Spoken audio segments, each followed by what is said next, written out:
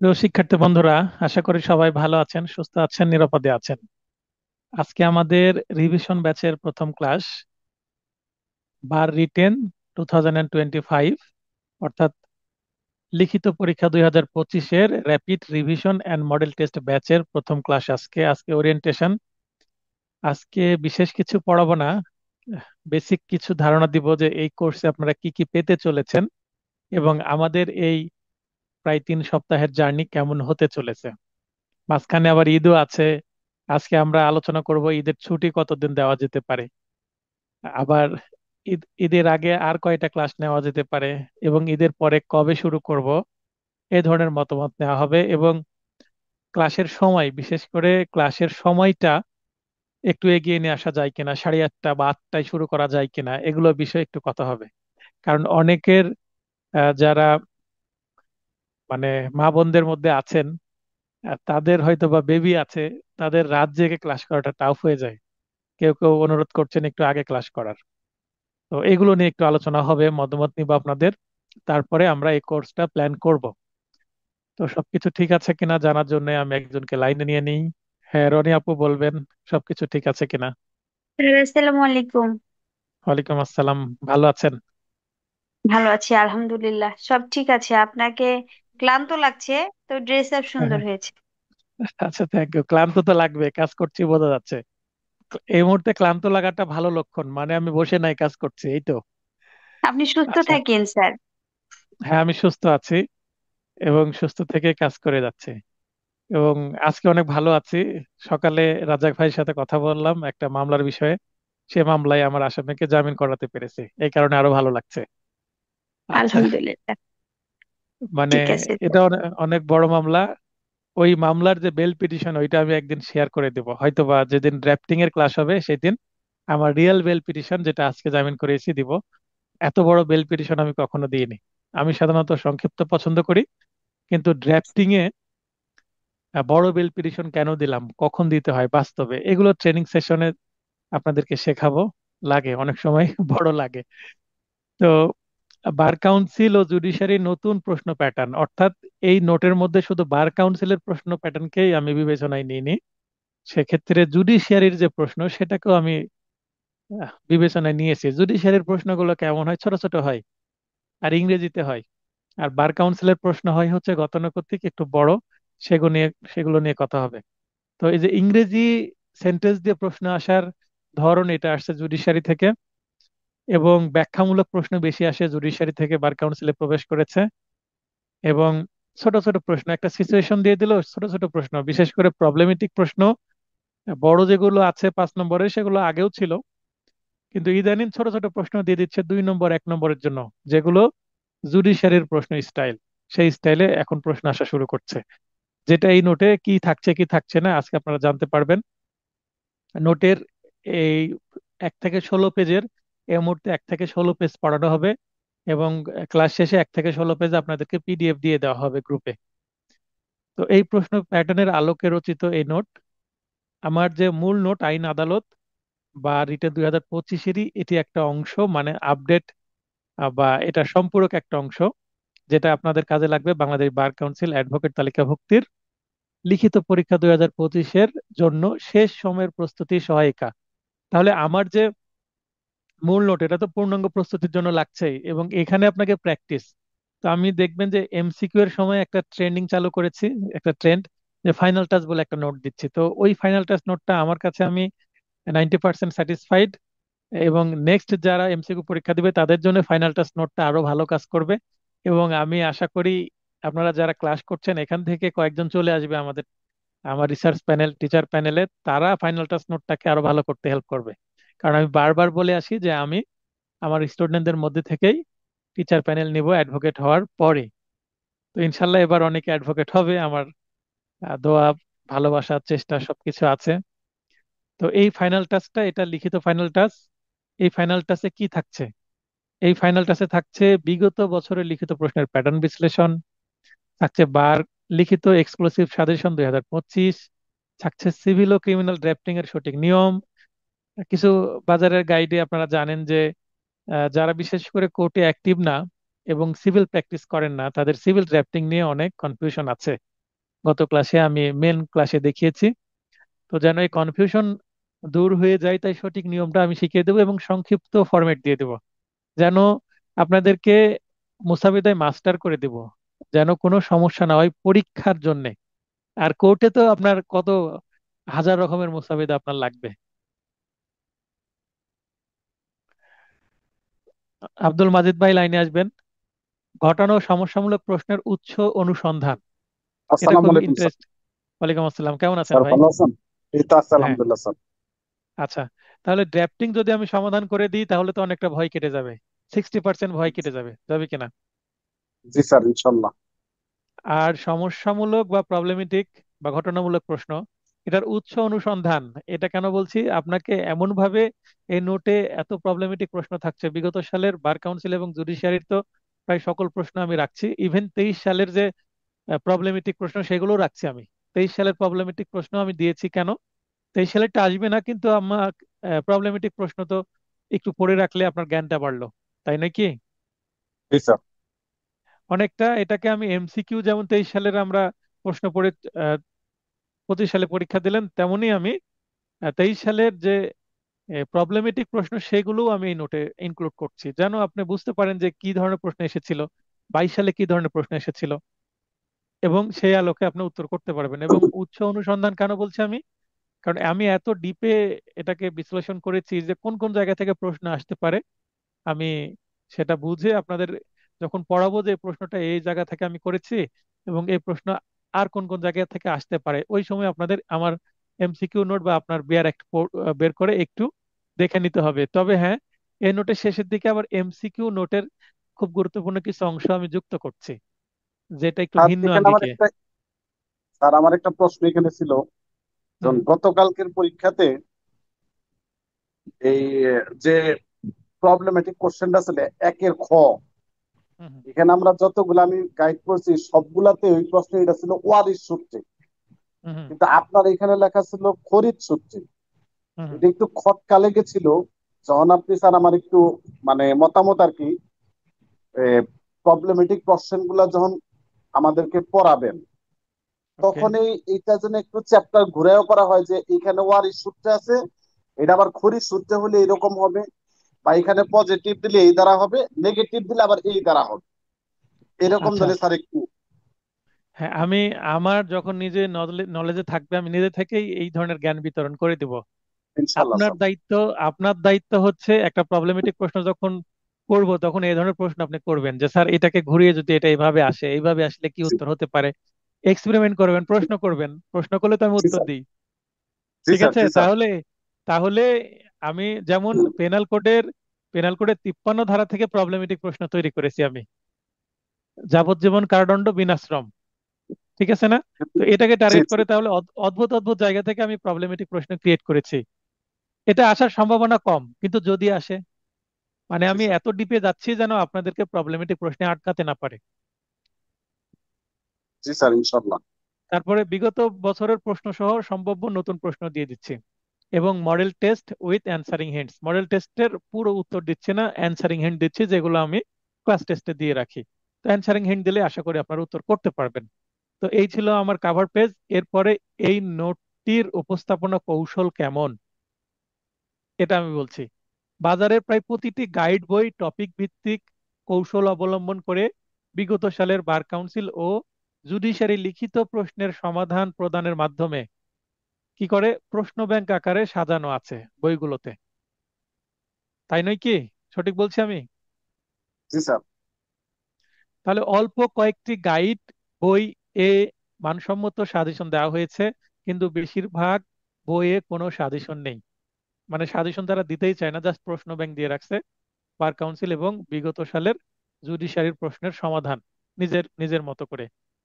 কেননা বার লিখিত পরীক্ষার কার্যকরী সাজেশন প্রস্তুত করা অত্যন্ত কঠিন কাজ, বিশেষ করে বিগত চার পরীক্ষার মানে 17 সালের পর থেকে 20 সাল থেকে কিন্তু আর সাজেশন দেওয়া যাচ্ছে না। এই সাজেশন তৈরি করাটা ব্যাপক অধ্যয়ন, গভীর গবেষণা ও বেশ সময় সাপেক্ষ বটে। আমার চেহারা দেখে বুঝতে পারছেন যে কতটা পরিশ্রম করছি। তাছাড়া সর্বাধিক প্রশ্ন কমন দেওয়ার উদ্দেশ্যে সাজেশন প্রস্তুত করলে তা আকারে ও প্রশ্নের সংখ্যা বিবেচনায় বেশ বড় হয়ে যায়, মানে কোনো কিছু বাদ দিব না, সবই সাজেশন, তাহলে তো অনেক বড় হয়ে যাবে। ফলে অধিকাংশ লেখক তাদের গাইড বইয়ে সাজেশন অন্তর্ভুক্ত করতে নারাজ। কারণ সাজেশন দিলে যদি কমন না আসে তাহলে বইয়ের মার্কেটিং খারাপ হয়ে যাবে, পরের বার সে বইটা ভালো সেল হবে না, এরকম একটা টেনশন থাকে। তাহলে তথাপি অল্প সময়ে আসন্ন বার লিখিত পরীক্ষার প্রস্তুতি বিষয়টি বিবেচনায় রেখে এই নোটে একটি কার্যকরী মধ্যম আকারের সাজেশন প্রদান করা হয়েছে, না শর্ট না লং, মিডিয়াম সাইজের, এভারেজ সাইজের। ঠিক আছে আমার সিদ্ধান্ত? জি স্যার। আচ্ছা, দিলরুব আপু লাইন আসবেন। স্যার আসসালামু আলাইকুম। ওয়ালাইকুম আসসালাম।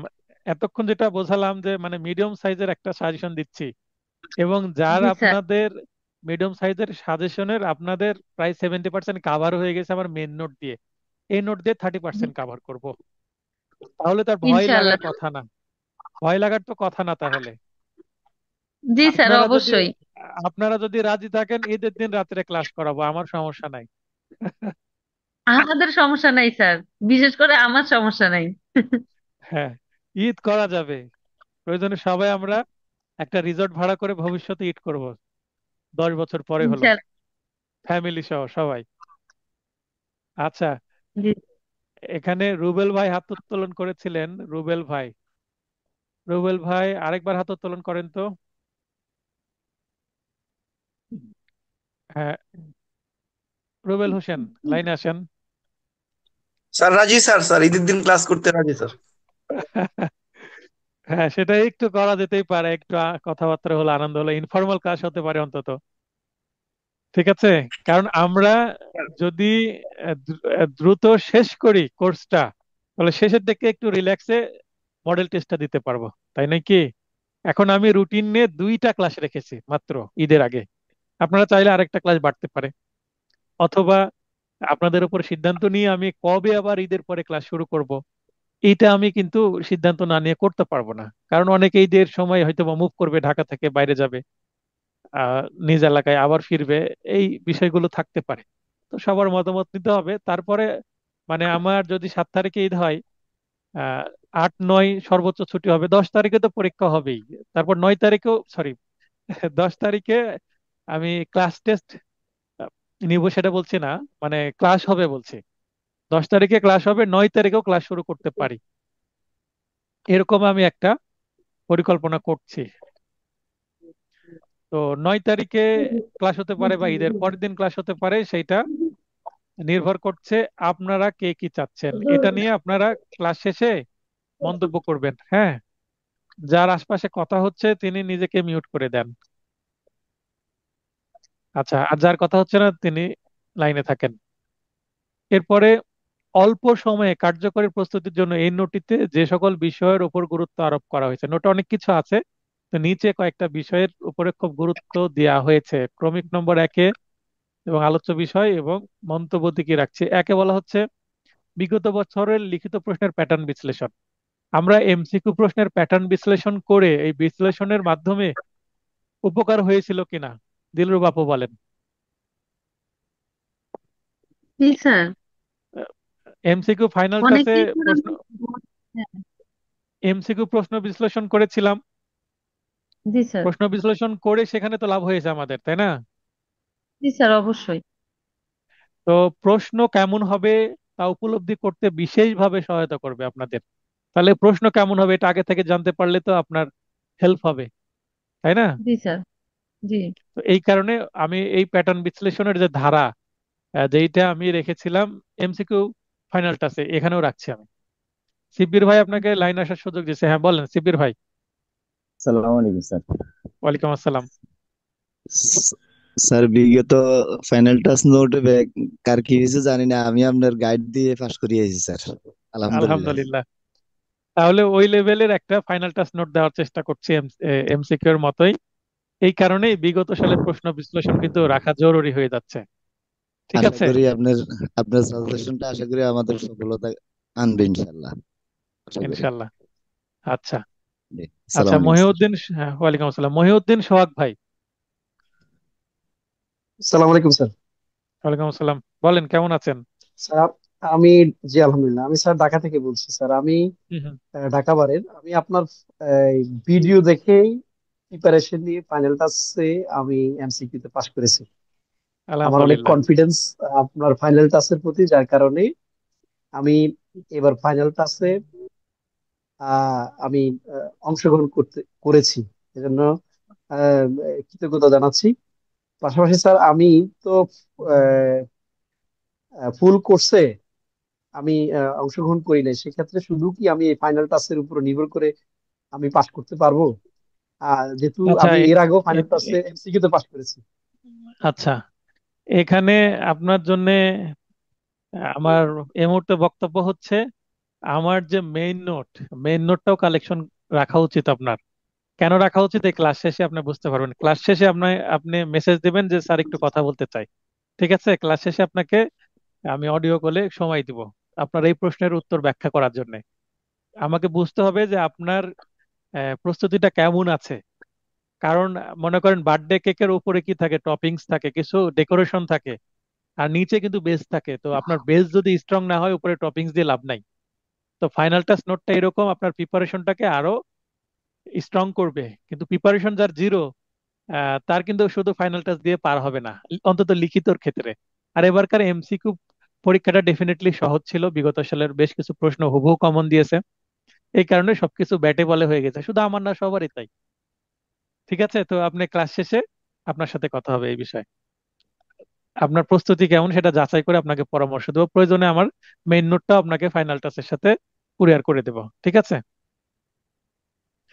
বার লিখিত এক্সক্লুসিভ সাজেশন 2025 সাজেশন সবাই দিতে চায় না, আমি দিচ্ছি। মধ্যম কি পড়বো, কিভাবে শুরু করব, এমন ভাবনা ও টেনশন তো লেগেই থাকবে আপনাদের। এই টেনশন থেকে আপনাকে মুক্ত করবে আমার সাজেশন। তার মানে এর সাজেশনের বাইরে চোখ বন্ধ করে এই সাজেশনকে ট্রাস্ট করেন। এই সাজেশনের বাইরে কিচ্ছু পড়া লাগবে না। আমি যেই লেভেলের রিসার্চ করেছি, এই লেভেলের রিসার্চ খুব কমই করে। স্যার আমার কালেকশনে আমার কালেকশনে এত বই আছে, গাইড, মূল বই, চিকন মোটা এত আছে যে আপনাদেরকে বোঝাতে পারবো না। এবং আমি বিভিন্ন ধরনের বই থেকে শুরু করে, যেমন এই এই বইটা অনেক ভাইরাল বই, হ্যাঁ। এই যে এই বই, বিচার প্রক্রিয়া, এটা সম্পর্কে সবাই জানেন। এইটা, তারপরে কিছু মার্কেটিং করি।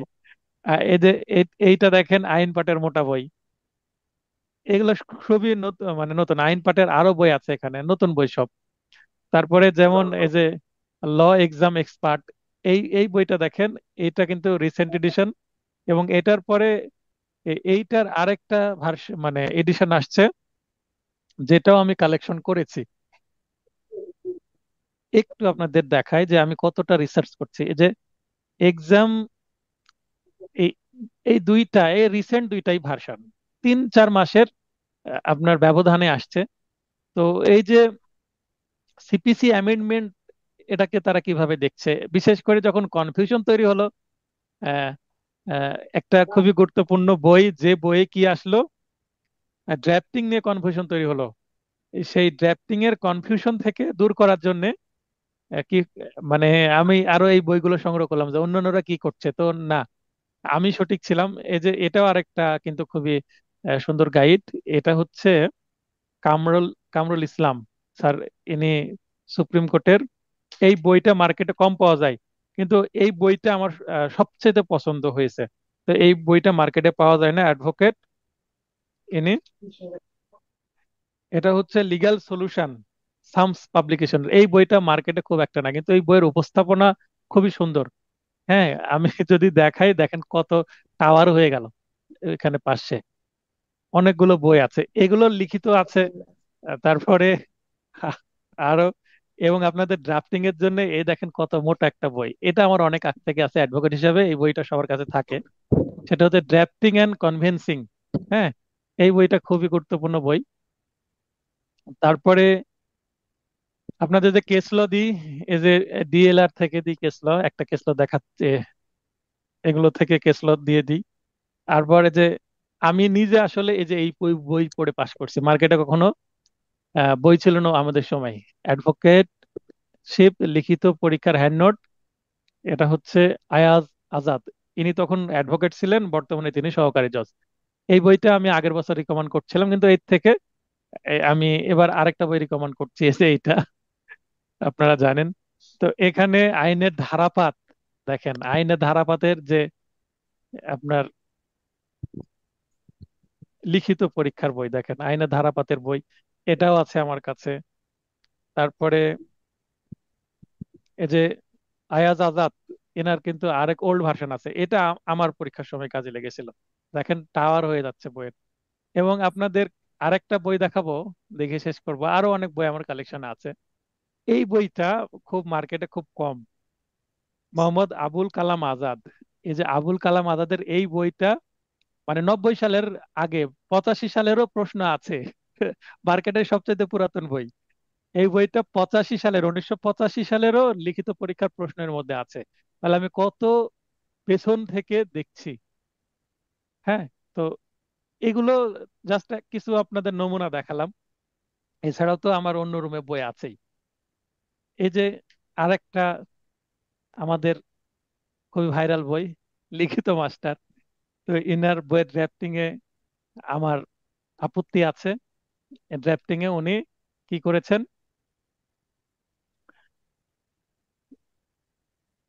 মানে হলফনামা এবং সত্যপাঠ একসাথে দিয়েছেন, যেটা আমাদের রাশিতে প্র্যাকটিস চলে না। আমি সম্মানের সাথে সেটাকে আপত্তি করছি যে এইভাবে লেখা যাবে না, এবং আমি সঠিক ড্রাফটিং পদ্ধতি আপনাদের দিয়ে দিচ্ছি। আচ্ছা, তো এবার আমি চলে যাই আমার মূল আলোচনায়। আচ্ছা, এগুলো দেখে আপনাদের কি মনে হচ্ছে স্যার স্যার যে আমার স্যার স্যার রিসার্চের কি কমতি আছে বলেন? আরো আছে ওই বলেন। জি স্যার, যে কথাটা বলতে চাচ্ছিলাম আর কি, যে মানে বার লিখিত এক্সক্লুসিভ সাজেশন 2025 যেটা করা হয়েছে, হ্যাঁ হুম সেটা হুম। তো আপনার এই সবগুলো বিষয়ের এই মানে কম্বিনেশনেই তো এটা তৈরি করা হয়েছে, তাই না স্যার? 7টা আইনই আছে। জি। না না, হুম হুম। সাতটায় আমি ওই ওই জিনিসটা বলি নাই, মানে যে আপনি যে সবগুলো বিষয়ে রিসার্চ করেই তো এটাকে তৈরি করছেন, তাই নয় কি স্যার? অবশ্যই যেন সর্বাধিক কমন দিতে পারি। প্রশ্ন কমন না আসলে আপনার দক্ষতা এমন লেভেলে যাবে যেন কমন, প্রশ্ন কমন আসুক বা না আসুক আপনার এই টেনশন থাকবে না।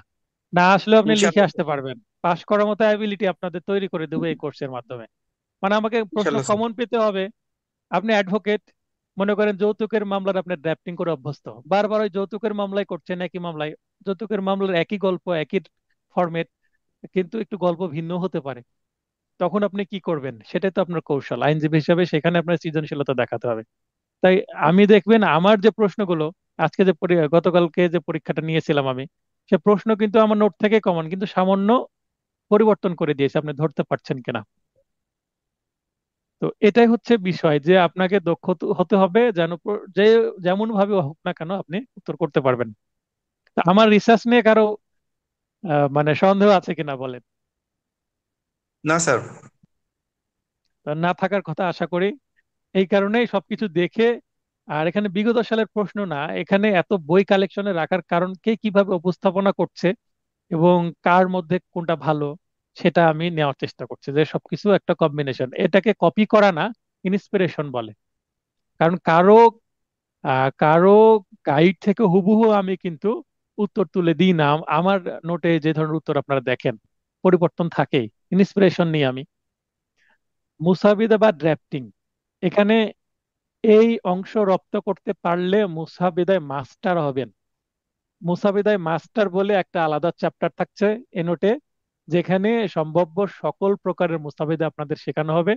এখানে আপনার প্রায় নতুন আইনজীবী হিসাবেও আপনাকে 6 মাস আপনাকে সাপোর্ট দিবে এই নোটের এই চ্যাপ্টারটা। নতুন আইনজীবী হওয়ার পরে কোর্টে যে মুস্তাফিদা নিয়ে টেনশন করতে হবে না। ঘটনা বা সমস্যামূলক প্রশ্ন, এই অংশ মনোযোগ সহকারে বারবার পড়লে সমস্যায় কোনো সমস্যা হবে না, মানে সমস্যামূলক প্রশ্ন নিয়ে কোনো সমস্যা হবে না, এত প্রশ্ন আমি এখানে ইনক্লুড করেছি। কিন্তু আমি এখানে আহ, সমস্যামূলক প্রশ্নের জন্য আলাদা একটা চ্যাপ্টার রেখেছি। সে চ্যাপ্টারে বলে দিয়েছি কি কি মেথডে সমস্যামূলক প্রশ্ন করা যায়। 4টা মেথড আমি আলোচনা করেছি, আরো হয়তো বা আমি অ্যাড করতে পারি আপনাদের পিডিএফ আকারে, যদি বৃদ্ধি করি আমি যে আরো মেথড আসতে পারে, তখন আমি পিডিএফ আকারে সেটা দিয়ে দিব যে এই মেথডেও আপনারা উত্তর করতে পারেন। তাহলে কত নম্বরের জন্য কোন মেথড ফলো করব, 5 নম্বরের জন্য কোন মেথড, চার, তিন, 2 নম্বরের জন্য কোন মেথড? একটা প্রবলেমেটিক প্রশ্ন আসলো 2 নম্বরের জন্য, আপনি বেশি কেন লিখবেন? কেন আপনি মেথড 1 ফলো করে ঘটনা, বিচার্য বিষয়, আর তারপরে প্রাসঙ্গিক আইন, সিদ্ধান্ত, এইভাবে এত কিছু লিখতে যাবেন? 2 নম্বরের জন্য আসে আপনি মূল অংশটুকু কিভাবে উপস্থাপন করুন, মেথড ক্লিয়ার করে দেবো, তাহলে আপনার কনফিউশন থাকবে না। একটা প্রশ্ন দেখে নম্বর কত, কতটুকু লিখতে হবে, যা ধারা লিখেন, আইন লিখেন, সিদ্ধান্ত দিয়ে দেন, শেষ। 2 মিনিট সময় লাগবে 2 নম্বরের জন্য। এইভাবে আপনাদের রেডি করব, এবং কিছু বিকল্প অল্টারনেটিভ মেথডও শেখাবো, যেন 5 নম্বরের জন্য আসলেও আপনাকে এই জেনারেল ফরম্যাট এর বাইরে গিয়ে দ্রুত অ্যান্সার করতে পারেন। মানে টাইম ম্যানেজমেন্টের ক্ষেত্রে আপনাকে হেল্প করবে। কারণ একটা বর্ণনামূলক প্রশ্নের উত্তর লিখতে আপনার 40 মিনিট যদি লাগে, তাহলে সমস্যামূলক প্রশ্ন দিয়ে আপনাকে সেখানে সেভ হয়ে আসতে হবে। পার্থক্যমূলক প্রশ্ন, যত পার্থক্য আসতে পারে তা উত্তর সহ সন্নিবেশিত করার চেষ্টা করা হয়েছে। বিগত 23 সালে যেগুলো এসেছে সেগুলো বাদ দিয়ে সব কিছুই অ্যাড করার চেষ্টা করেছে, আমার নলেজে যত পার্থক্য আসতে পারে, এবং সেগুলো সংক্ষিপ্তভাবে উপস্থাপন করেছি আমি। কিছু কিছু জায়গায় অ্যান্সারিং হিন্ট দিয়ে দিয়েছি, বিশেষ করে যেগুলো মডেল টেস্টের মধ্যে দিয়েছি। তাহলে আপনারা পেয়ে যাবেন, অর্থাৎ আপনাকে আর গাইড খুঁজে বেড়াতে হবে না। সংক্ষিপ্ত বা টিকামূলক প্রশ্ন, ছোট ছোট প্রশ্নোত্তরে এই অংশে 7টি আইনের প্রায় সকল গুরুত্বপূর্ণ টপিক কভার করা হয়েছে। তার মানে কোনো টপিক আপনার অধ্যয়ন এর বাইরে থাকছে না, সবকিছুকে আপনি টাচ করছেন, ছোট ছোট বিষয়। যেমন পেনাল কোডের আমি কি পড়াইনি, আহ বল বলপূর্বক বাধা, তারপরে বলপূর্বক আটক, মানে ক্রিমিনাল কনফাইনমেন্ট, তারপর অ্যাবস্ট্রেন, এই এই টপিকটা আমি নাই আমার নোটে, কিন্তু সেখান থেকে আমি ছোট দু একটা প্রশ্ন দিয়ে দিচ্ছি, যেন ওই টপিক সম্পর্কে আপনার নলেজে কিছু থাকে। কারণ আপনার এমসিকিউ সেটা তো পড়া আছেই। তো সেখানে আমি টপিক অ্যাড করছি না, কিন্তু সংক্ষিপ্ত বা টিকামূলক প্রশ্নের মধ্যে আমি সেখানে অ্যাড করে দিচ্ছি, কারণ জুডিশিয়ারির প্রশ্ন ছোট ছোট আসে, যদি একটা টিকা দিয়ে দেয় যেটা আপনার টপিকের বাইরে আসে, তাহলে যেন আপনার কাভার করতে পারেন। তাহলে এই জায়গায় পড়তে আপনার হয়তোবা সবকিছু মিলে 7টা আইনের একদিন সময় লাগবে। তাহলে একদিন আপনি জাস্ট একটা এক্সট্রা সময় দেওয়ার জন্য সব কিছু আপনার রেডিয়াসের মধ্যে চলে আসছে, আপনার প্রিপারেশনের মধ্যে। তাহলে এটা একটা স্মার্ট ডিসিশন হবে যে আপনি সবকিছুই অল্প অল্প করে পড়ে রাখেন, আর যেগুলো গুরুত্বপূর্ণ সেগুলো ডিপলি পড়েন। সতর্কতা ও পরামর্শ, দেখবেন এমসিকিউ যে ফাইনালটা সেখানেও ছিল সতর্কতা পরামর্শ, এই পরামর্শ কিন্তু 3-4টা পরামর্শ ছিল। তো সেগুলো থাকছে এবার। সেগুলো এমসিকিউর ক্ষেত্রে একরকম, রিটেনের ক্ষেত্রে একরকম। সেটা কি কেমন হতে পারে?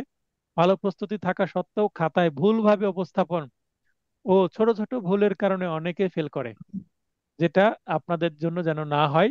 এই অংশ সেই বিষয়গুলো আলোচনার মাধ্যমে আপনাকে সতর্ক হতে সহায়তা করবে, যেন সেই ভুলগুলো আপনি অ্যাভয়েড করতে পারেন এবং আপনি ইনশাল্লাহ পাস করতে পারেন। কারণ অ্যাভারেজ প্রস্তুতি আপনার আছে, কিন্তু আপনি স্মার্টলি উপস্থাপন করতে পারেন। যেমন আপনার বাসায় একজন গেস্ট আসলো, যেমন আজকের কথা বলি, এই মুহূর্তে আমার বাসায় আমি একা, আমার ফ্যামিলির কেউ নাই, তারা শপিং এ গেছে, আউটিং এ গেছে। তো আমার সাথে যাওয়ার কথা ছিল। তো আমি বললাম আমি হয়তো ঈদের আগে তোমাদের আর বাইরে যাওয়ার সময় দিতে পারবো না। তাহলে সিদ্ধান্ত আমি নিলাম যে তোমরা নিজেরা আউটিং করে আসো, আমার ছোট বোন আসছে সে সহ, তারা সবাই গেল ফ্যামিলি মেম্বার্স।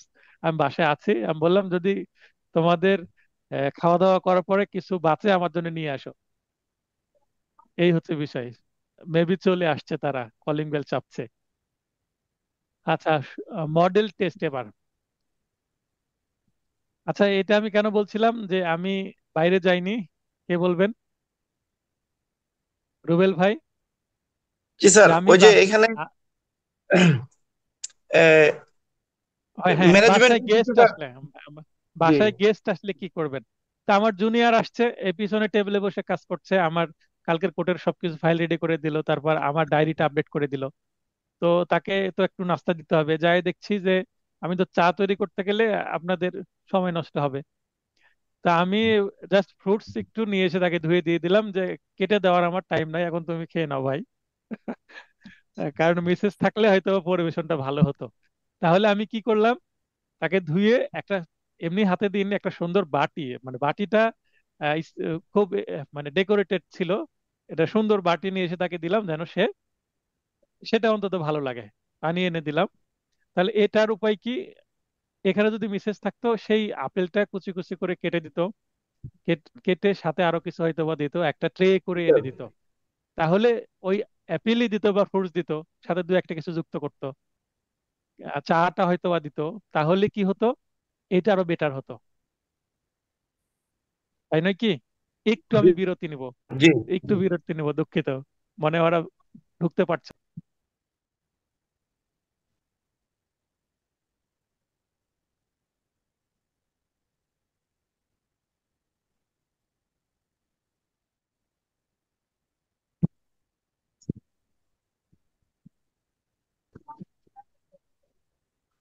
কি রে?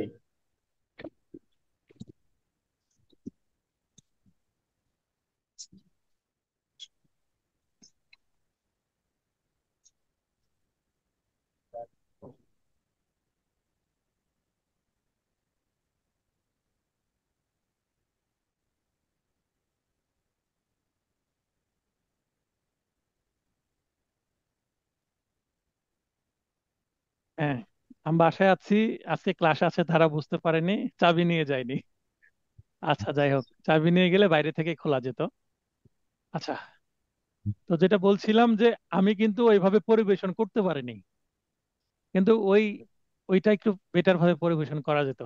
এটাকে বলে টেবিল ম্যানার। একটা ডাইনিং টেবিলের ম্যানার আছে, এই ম্যানারের উপর ভিত্তি করে একটা সিম্পল স্ন্যাক্সকে একটু ভালোভাবে উপস্থাপন করা যেত, করলে সেটা আরো বেটার হতো। তো এইটা আপনাদেরকে পরীক্ষার খাতায় করতে হবে। আপনি জানেন কম, বা আপনার বাসায় এই মুহূর্তে মনে করেন কিচ্ছু নাই, বিস্কিট আছে একটা, তো সেটাই আপনি দিবেন। সেটা কি আরো ডেকোরেটিভ ভাবে দেওয়া যায়, বা এর সাথে আর কিছু যুক্ত করা যায় কিনা, এটা ভেবে করতে হবে। মানে আপনার মাথায় রিসোর্স কম আছে, শুধু ধারা জানেন, কি এটার উত্তর সেটা ভালোভাবে বুঝতে পারছেন না। কারণ সেটাকে কিভাবে আপনি ভালোভাবে উপস্থাপন করা যায়, উপস্থাপনা যদি ঠিক হয়, তাহলে খাবারটা কি সেটা ম্যাটার করে না অনেক সময়। এই কারণে দেখবেন রেস্টুরেন্টের যে ডেকোরেশন, লাইটিং থেকে শুরু করে টেবিল সবকিছু কিন্তু জাঁকজমক হয়। বিশেষ করে আপনার যেগুলো 5 স্টার, 4 স্টার, 2 স্টার ডেকোরেশনের জন্য, জাস্ট জায়গায় বসে আপনি একটা খাবার খাবেন, সে ফিল দেওয়ার জন্য আপনাকে কি এত চার্জ করছে? ওই এক কাপ চা আপনার 500 টাকা নিয়ে নিচ্ছে চার্জ, কারণ সেখানে আপনি সেই অ্যাস্থেটিক জায়গাতে বসে সেই ফিলটা নিচ্ছেন, এই কারণে। তো এই ফিলটা আপনার খাতায় দিতে হবে পরীক্ষককে, অল্প থাক কিন্তু ফিলটা যেন ভালো হয়। এবং সেটা কি করা যায়, এই অংশতে আলোচনা করব। এবং মডেল টেস্ট, পরীক্ষার হলে টাইম ম্যানেজমেন্ট খুব গুরুত্বপূর্ণ বিষয়। কারণ আপনি একটা প্রশ্নের জন্য 1 ঘন্টা দিয়ে দিলেন, তখন আপনার টেনশন প্যানিক শুরু হবে, কি করে শেষ করব। তাহলে টাইম ম্যানেজমেন্ট কিভাবে করবেন, সেটা যতই বলে দিই আপনার ওই বাইক চালানোর মতন বা সাইকেল চালানোর মতন। যে সাইকেলে না উঠলে কিন্তু সাইকেল ড্রাইভিং শেখা যায় না, বা মোটর বাইক ড্রাইভিং শেখা যায় না। তাহলে আপনাকে উঠতে হবে, প্র্যাকটিক্যাল ট্রাই করতে হবে। তাই মডেল টেস্টে রাখার ব্যবস্থা করা হয়েছে। সময়ের সদ্ব্যবহার করার দক্ষতা অর্জনের ক্ষেত্রে মডেল টেস্ট অনুশীলনের কোনো বিকল্প নেই। মানে প্র্যাকটিক্যালি আপনাকে ট্রাই করতে হবে আমি ম্যানেজমেন্ট করতে পারছি কিনা। এই নোটে 3টা মডেল টেস্ট থাকছে, এবং ক্লাস টেস্টে তো আরো মডেল টেস্ট প্র্যাকটিস করা হবে আপনাদের। আমার যে এখানে নোটে যে 3টা মডেল টেস্ট দিচ্ছি, এই 3টা মডেল টেস্ট আবার আমার পরীক্ষায় দিব না।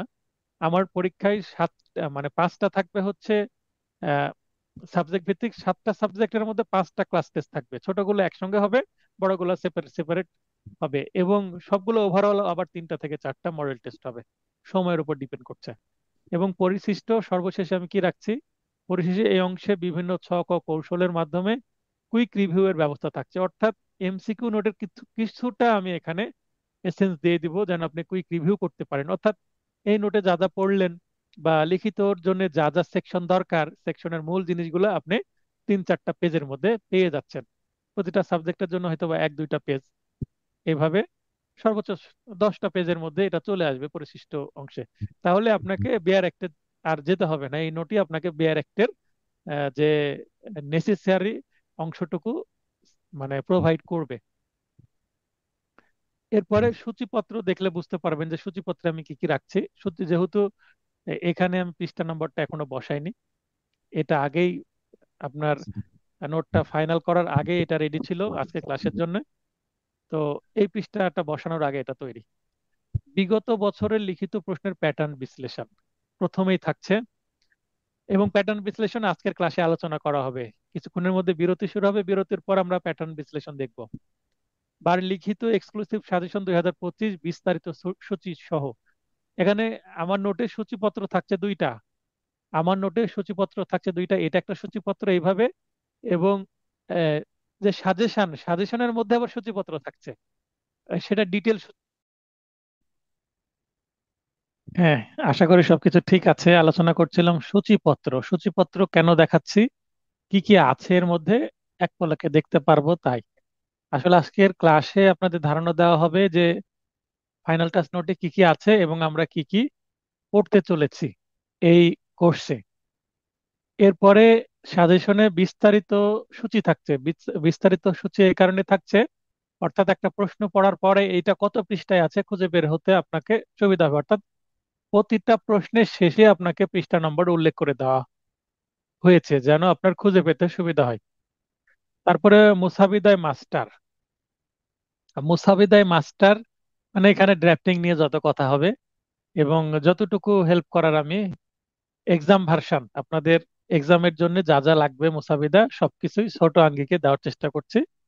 আবার মানে এত বেশি দিচ্ছি না যে আপনাদের আহ, অনেক পড়তে সময় লাগবে। মানে প্রয়োজনীয় সকল মুসাবিদা দিচ্ছি, এবং যেগুলো অপ্রয়োজনীয় সেগুলো অবশ্যই দিচ্ছি না। এবং দেওয়ার ক্ষেত্রে এমন একটা সিকোয়েন্স ফলো করেছি যেন আপনাদের সেটা অ্যাবজর্ব করতে সুবিধা হয়, অর্থাৎ আপনি বুঝতে সুবিধা হবে। একটা সিকোয়েন্স মেনটেন করে মুসাবিদাই মাস্টার যে চ্যাপ্টার, এটাকে আমি আপনাদের জন্য উপস্থাপন করেছি। তাহলে আপনি বুঝতে পারবেন এবং মুসাবিদা নিয়ে আশা করি আপনাদের প্রবলেম হবে না এবং ভয়টা অন্তত কেটে যাবে। এরপরে সমস্যা সমাধান বলে যে চ্যাপ্টার থাকছে, এখানে আমি এর আগে বললাম যে চারটা মেথড আমি দেখাচ্ছি। এই চারটা মেথডে প্রবলেমেটিক প্রশ্ন কিভাবে উত্তর করবেন সেটা বলা আছে। কত নম্বরের কেমন প্রশ্ন আসলে আপনি কিভাবে লিখবেন এই মেথডটা ফলো করে আপনি উত্তর করতে পারবেন। কম নম্বর কম লিখা, বেশি নম্বর বেশি লিখা, এটা হচ্ছে প্রথম বিষয়। তাহলে এই যখন চ্যাপ্টার আমরা পড়বো, ঈদের আগে আমরা ড্রাফটিং অনেকটা এগিয়ে যাব আগামী ক্লাসে, আর ঈদের পরে আমরা অন্যান্য সাবজেক্ট ভিত্তিক ক্লাস শুরু করব। অর্থাৎ দেখেন, সাবজেক্ট ভিত্তিক ক্লাসের মধ্যে কিন্তু ড্রাফটিং রাখিনি, ড্রাফটিংটাকে আলাদা করে আমি আলাদা চ্যাপ্টারই করে দিয়েছি। মানে 7টা আইনে কোন কোন জায়গা থেকে ড্রাফটিং আসতে পারে সেটা আলাদাভাবেই আপনাদেরকে আগেই ড্রাফটিং কাভার করে দিব। অর্থাৎ ধরে নেন যে আপনার ঈদের আগে যে ক্লাস এবং ঈদের পরে দুইটা ক্লাস লাগবে ড্রাফটিং কাভার করতে, তাহলে ড্রাফটিং নিয়ে আর সমস্যা হবে না। 3টা ক্লাস থাকছে ড্রাফটিং এর উপরে, 3টা ক্লাসে কাভার হয়ে যাবে আশা করছি যতগুলো দিয়েছি।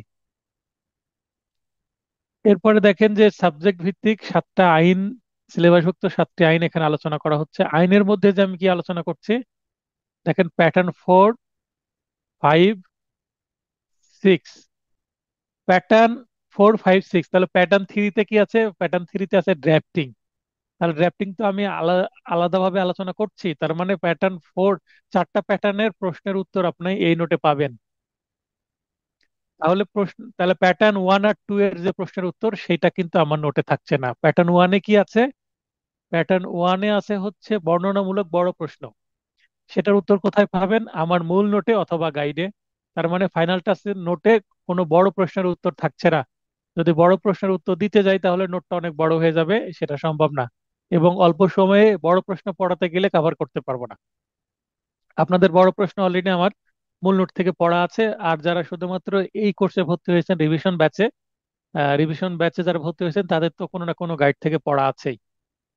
আর যাদের গাইড থেকে ভালো প্রস্তুতি নাই, তারা আমার ফাইনাল টাচ নোটের পাশাপাশি আমার মূল নোটটাও নিয়ে নিতে পারেন যদি কালেকশনে না থাকে। সেক্ষেত্রে আমার মূল নোট মানে ফাউন্ডেশন নোট এবং এই ফাইনাল টাচ দুইটার কম্বিনেশন করলেই আশা করি ভালো নম্বর কমন পেয়ে যাবেন এবং লিখতে সুবিধা হবে আপনাদের। তো এখানে দেখেন ঘটনা বা সমস্যামূলক প্রশ্ন, এটা উত্তর সহ, পার্থক্যমূলক প্রশ্ন উত্তর সহ, সংক্ষিপ্ত বা টিকামূলক প্রশ্ন উত্তর সহ। এবং প্যাটার্ন 3-তে আছে ড্রাফটিং। ড্রাফটিং তো আগেই মুসাবিদাই মাস্টার আপনাদেরকে করে দিচ্ছি। তাহলে এই চার ধরনের প্যাটার্নের উত্তর আমি রাখছি। এই জায়গায় আপনাদের মন্তব্য আমি আশা করছি। আসসালামু আলাইকুম স্যার। হ্যাঁ, আগে কামরুজ্জামান ভাই বলেন যে আমি যে সিদ্ধান্ত নিলাম যে 6 প্রকারের প্যাটার্ন আছে, 6 প্রকারের প্যাটার্নের মধ্যে আমি প্যাটার্ন 1 মানে বর্ণনামূলক প্রশ্ন এই নোটে রাখছি না, উত্তর প্রশ্ন থাকছে সাজেশনের মধ্যে কোনটা কোনটা পড়বো। তারপরে প্যাটার্ন 2 হচ্ছে ব্যাখ্যামূলক প্রশ্ন, ব্যাখ্যামূলক প্রশ্নও কিন্তু বড় প্রশ্নই, তাই সেগুলোর উত্তর এই নোটে থাকছে না, মূল নোট থেকে আপনাকে পড়ে নিতে হবে। সাজেশন থাকছে এবং সাজেশন আমি বলে দিচ্ছি, মূল নোট থেকে পড়ে নিন। তাহলে প্যাটার্ন 3 ড্রাফটিং, প্যাটার্ন 4 প্রবলেমেটিক প্রশ্ন, প্যাটার্ন 5 ডিস্টিংগুইশমেন্ট অর্থাৎ পার্থক্য, এবং প্যাটার্ন 6 হচ্ছে আপনার শর্ট নোট। এই চারটা প্যাটার্নের উত্তর সহ সাজেশন সহ সবকিছুই থাকছে। তো এটা আমার মনে হয়েছে এটা লজিক্যাল একটা ডিসিশন। তাহলে ফাইনাল টাচের যেটা অর্থ সেটা কাভার করছে, এবং এখানে আপনার বেশ কিছু মানে 3টা মডেল টেস্ট এবং শেষের দিকে কিছু পরামর্শ দিচ্ছি এবং লাস্টে পরিশিষ্ট যুক্ত করছি, কিছু চার্ট যুক্ত করছি, যেগুলো আপনাকে এই নোটের মধ্যে যে ধারাগুলো ব্যবহার করা হয়েছে সেগুলোকে আমি রিপিট করছি, যেন আপনি একবার নোট পড়ার পরে শেষে পরীক্ষার আগে যেন শেষের পরিশিষ্ট দেখলেই আপনার মনে থাকতে পারে যে হ্যাঁ এই এই জায়গায় আমার এই সেকশনে এই আছে। সংক্ষিপ্ত ভাবে যেমন যে স্টাইলে আমার এমসিকিউ নোটে সাজানো আছে, কিন্তু এমসিকিউ নোটের থেকেও আরো সংক্ষিপ্ত ভাবে দেওয়ার চেষ্টা করব। তো এই এই যে ডিসিশন, এটাকে কিভাবে দেখছেন? স্যার, আপনার সিদ্ধান্ত খুব সুন্দর হয়েছে, যেটা আমাদের অবশ্যই লিখিত পরীক্ষার জন্য ভালো কাজে লাগবে। আর এরকম ভাবে কেউ গবেষণা করে এরকম ভাবে সাপোর্ট কেউ দেয় না, যেটা আপনি দিচ্ছেন। আচ্ছা, তবে আশা করি, না হয়তোবা আমার আশা থেকে করি আমার থেকে বেশি হয়তোবা গবেষণা করে। এখন আমি হ্যাঁ, মানুষ একা তবে বলে আপনি, আমার বেশি প্রেশার হচ্ছে, অনেকের হয়তোবা হ্যাঁ, 100 জন আছে টিম মেম্বার, তাদের হয়তোবা কম পরিশ্রম করা লাগে।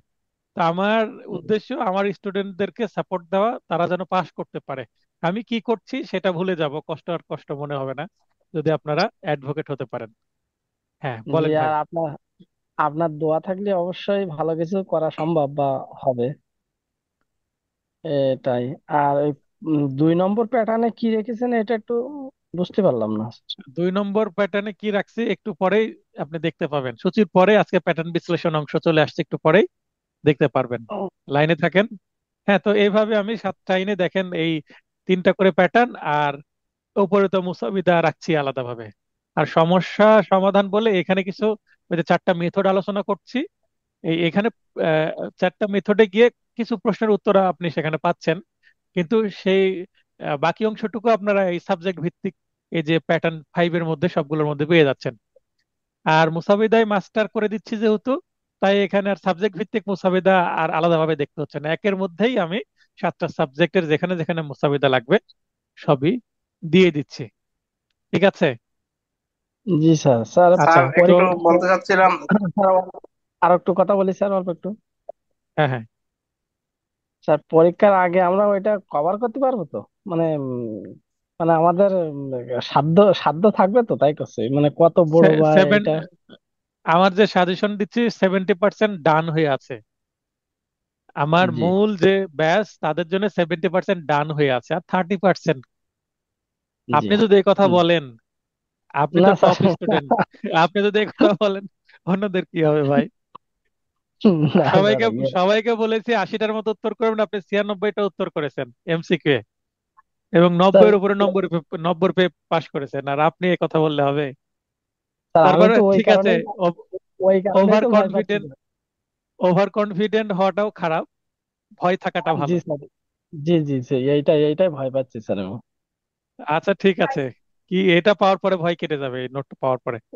আচ্ছা জি এরপরে স্যার। দেখেন সতর্কতা পরামর্শের মধ্যে কি কি রাখছি। পরীক্ষার খাতায় যে সকল ভুল করা যাবে না, পরীক্ষার খাতায় যেভাবে উত্তর উপস্থাপন করবেন। আচ্ছা, পরীক্ষার খাতা অলংকরণ, তাহলে আমি 1 নম্বরে বলছি পরীক্ষার খাতায় যে সকল ভুল করা যাবে না, ভুল করলেই কিন্তু নম্বর কমে যায়, এগুলো সতর্ক করে দেব। আর পরীক্ষার খাতায় যেভাবে উপস্থাপন করবেন মানে এই ধরনের পরামর্শ দিব যে কি কি ভাবে উপস্থাপন করতে হবে, এবং পরীক্ষার খাতা অলংকরণ, অলংকরণ বলতে আপনি হাইলাইটার ব্যবহার করতে পারবেন কিনা, করলে কি কালারে করবেন, আপনি কালার পেন ব্যবহার করবেন কিনা, কি কালারে করবেন, নীল কালি করবেন না সবুজ কালি করবেন, আপনি পেন্সিল দিয়ে আন্ডারলাইন করবেন না কলম দিয়ে আন্ডারলাইন করবেন, আপনি আন্ডারলাইন করার সময় এক টান দিয়ে আন্ডারলাইন করবেন, না দুইটা করে সরল রেখা দিবেন, না আপনি একটু ঢেউ ঢেউ করে দিবেন কার্ভ দিয়ে, এগুলো ডিটেলসে আলোচনা করা হবে। তারপর অনেকে লেখা শেষে এইভাবে টান দিয়ে মাঝখানে একটা জিরো দিয়ে আবার টান দিয়ে দেয় কিছু চিহ্ন ব্যবহার করে, এগুলো ইউজ করা যাবে কিনা, এগুলো এত ডিপে গিয়ে আলোচনা করা হবে এই জায়গায়, কারণ এগুলোতেও পাস ফেল নির্ভর করে। এরপরে মডেল টেস্ট, 3টা মডেল টেস্ট দিচ্ছি এই নোটের মধ্যে, যেগুলো আপনার আগে সবার জন্য উন্মুক্ত থাকছে যারা এই। আর মডেল টেস্টের অ্যান্সারিং হিন্টস থাকছে, অ্যান্সারিং হিন্ট বলতে ডিটেলস আলোচনা থাকছে না, ক্লু দিয়ে দেওয়া হচ্ছে, যেটা আমার ক্লাস টেস্টে আমি দিই সেভাবেই। এবং পরিশিষ্ট এক নজরে 7টা আইনের প্রয়োজনীয় অংশ রিটেনে যেগুলো আমি এই নোটে ব্যবহার করছি সেগুলো এখানে রিপিট করছি, যেন আপনার শেষের দিকে রিভিশনের জন্য প্রতিদিন আপনি রিভিশন দিতে পারবেন। মানে এই নোট মানে এই নোট যদি কেউ মনে করে 2 ঘন্টায় রিভিশন করব, জাস্ট পরিশিষ্ট পড়বে, 2 ঘন্টায় 7টি আইন রিভিশন হয়ে যাবে। তার মানে এই নোটের ছোট ছোট করে আমি করেছি আমার। আপনারা বিশ্বাস করবেন না, আমার আমার এমসিকিউ নোট ছিল 75 পেজের, আমার নিজের। আর আমার রিটেন নোট ছিল 3 পেজের। আমার রিটেন নোট ছিল 3 পেজের, আমার হাতে তৈরি নোট 3 পেজে। আমি কি করেছিলাম, কিছু প্রশ্ন সিলেক্ট করেছিলাম এবং এই প্রশ্নের উত্তরগুলো জাস্ট ক্লু নিয়েছিলাম, এই সেকশন এভাবে এই সেকশন গুলোকে কাভার করে আমি অ্যান্সার করব। মানে আমার একটা প্ল্যানিং ছিল, একটা জাস্ট ছোট একটা নোট ডাউন, কিন্তু ডিটেলস অ্যান্সার ছিল না। কারণ যাই আসুক না কেন বানিয়ে লিখে দিয়ে আসবো, প্রশ্ন কমন পাবো এই আশা নিয়ে কখনো পরীক্ষার হলে যায়নি। আমাদের সময় সিচুয়েশন এরকম হয়ে গেছিল। বিভিন্ন ছক থাকছে, চার্ট থাকছে, যেগুলো আপনার লিখিত যে ধারা, লিখিত প্রশ্নের জন্য যে প্রয়োজনীয় ধারা, সেগুলো মনে রাখতে হেল্প হবে। প্রবলেমেটিক প্রশ্নের ক্ষেত্রে এটা চুরি হবে না বলপূর্বক আদায় হবে, না এইটা আত্মসাৎ হবে, না এইটা বিশ্বাসভঙ্গ হবে, এই জায়গাগুলো আপনার হেল্প করবে। একটা ঘটনা দিয়ে দিলাম যে 6টা সমস্যাকে কাভার করে দিলাম। একটা একটা ঘটনা, একটা গল্প দিলাম, একটা প্রবলেমেটিক, আমি কিছু প্রবলেমেটিক প্রশ্ন বানিয়ে দিচ্ছি। একটা প্রবলেমেটিক প্রশ্নকে আমি 7-8 ভাবে উপস্থাপন করব, এবং 7-8 ভাবে উপস্থাপন করে একটা ঘটনাকে আমি 7টা, একবার চুরি, একবার বলপূর্বক আদায়, একবার দস্যুতা, একবার ডাকাতি, একবার আত্মসাৎ, একবার বিশ্বাসভঙ্গ, একবার চোরাই মাল, মানে এক ঘটনা, কিন্তু এইটার অপরাধ হবে ভিন্ন ভিন্ন, সামান্য পরিবর্তন। তাহলে এটা যেন আপনি ধরতে পারেন যে পরীক্ষার হলে যেন আপনাকে ফাঁদে ফেলতে না পারে। এমসিকিউ প্রশ্নের অপশনে যেমন ভুল করবেন, এটা কোন অপরাধ, লিখলেন চুরি, ভুল হয়ে গেল, এটা আসলে আত্মসাৎ। তাহলে এইভাবে আপনাদেরকে পরিবর্তন করে করে সূক্ষ্ম সূক্ষ্ম জায়গায় পরিবর্তন করে এখানে ট্রাই করানো হবে। এবং এই ছকে আমি ছক আকারে দিয়ে দেবো, ঘটনা এটা, এতটুকু পরিবর্তন হলে এই অপরাধটা এটা না হয়ে এটা হয়ে যাবে। বিশেষ করে পেনাল কোডে ছক বেশি থাকছে, মনে রাখার কিছু কৌশল দেওয়ার চেষ্টা করছে। এগুলো ডেভেলপ করতে গিয়ে আমার মনে হয়েছে যে কিছু কৌশল নতুন ভাবে আসছে, সেগুলো দেওয়ার চেষ্টা করছে। এরপরে দেখেন, বিগত সালের লিখিত প্রশ্নের প্যাটার্ন বিশ্লেষণ, এই চ্যাপ্টার শুরু হয়ে গেল। বিগত বছরের লিখিত প্রশ্নের প্যাটার্ন বিশ্লেষণ,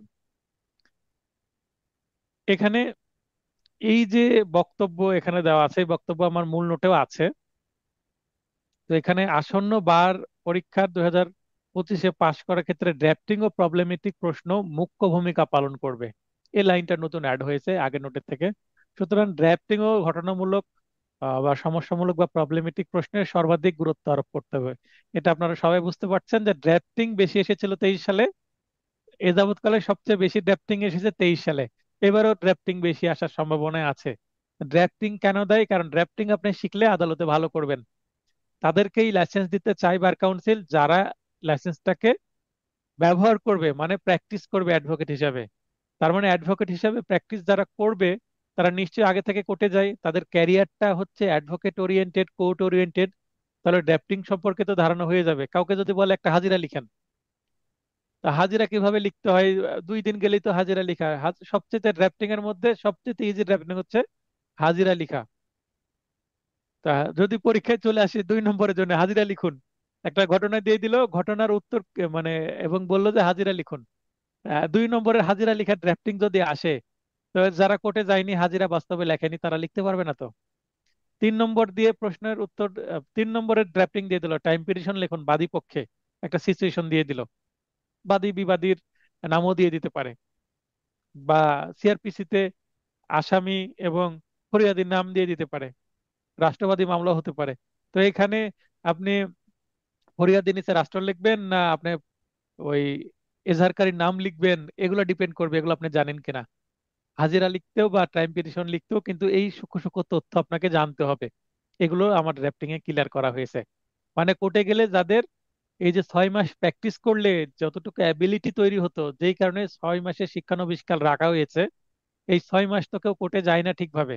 হ্যাঁ, অনেকেই যায়, সেটার পরিমাণ খুবই সামান্য, নগণ্য। এই কারণেই এই কঠিন কঠিন পরীক্ষা নিতে হয়।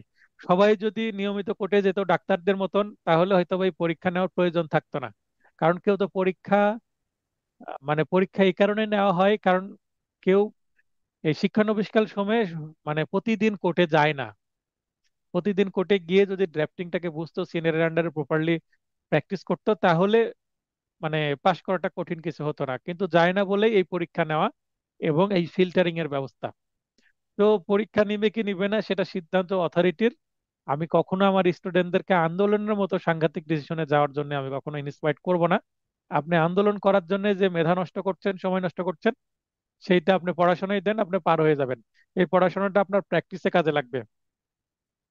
এটা হচ্ছে আমার মন্তব্য এবং আমার পরামর্শ যে আপনি সেই আন্দোলনে না গিয়ে আপনি, হ্যাঁ, একটা চিঠি পাঠানো যেতে পারে। আন্দোলন এক্সট্রিম পর্যায়ে না যে, কিছু কিছু অযৌক্তিক আন্দোলন হয়। আন্দোলনের সমালোচনা এই কারণেই করছি, কারণ আন্দোলনের ফাঁদে পড়ে অনেকের লাইফ শেষ হয়ে গেছে। আমার দেখা, আমার ব্যাচমেটের মধ্যে অনেকের এখনো লাইসেন্স হয়নি। তারা এই স্বপ্ন, মানে দিবা স্বপ্ন এখনো দেখছে যে আন্দোলন করে লিখিত পরীক্ষা তারা বাতিল করে দিবে ভবিষ্যতে। তো ভবিষ্যতে বাতিল হতে হতে লাইফই শেষ তাদের হয়ে যাবে। আর যারা এইবার প্রথম পরীক্ষায় অংশগ্রহণ করবেন, তাদের জন্য লিখিত প্রশ্নের মানবন্টন ও প্রশ্নের স্ট্রাকচার সম্পর্কে ভালো ধারণা থাকা জরুরি।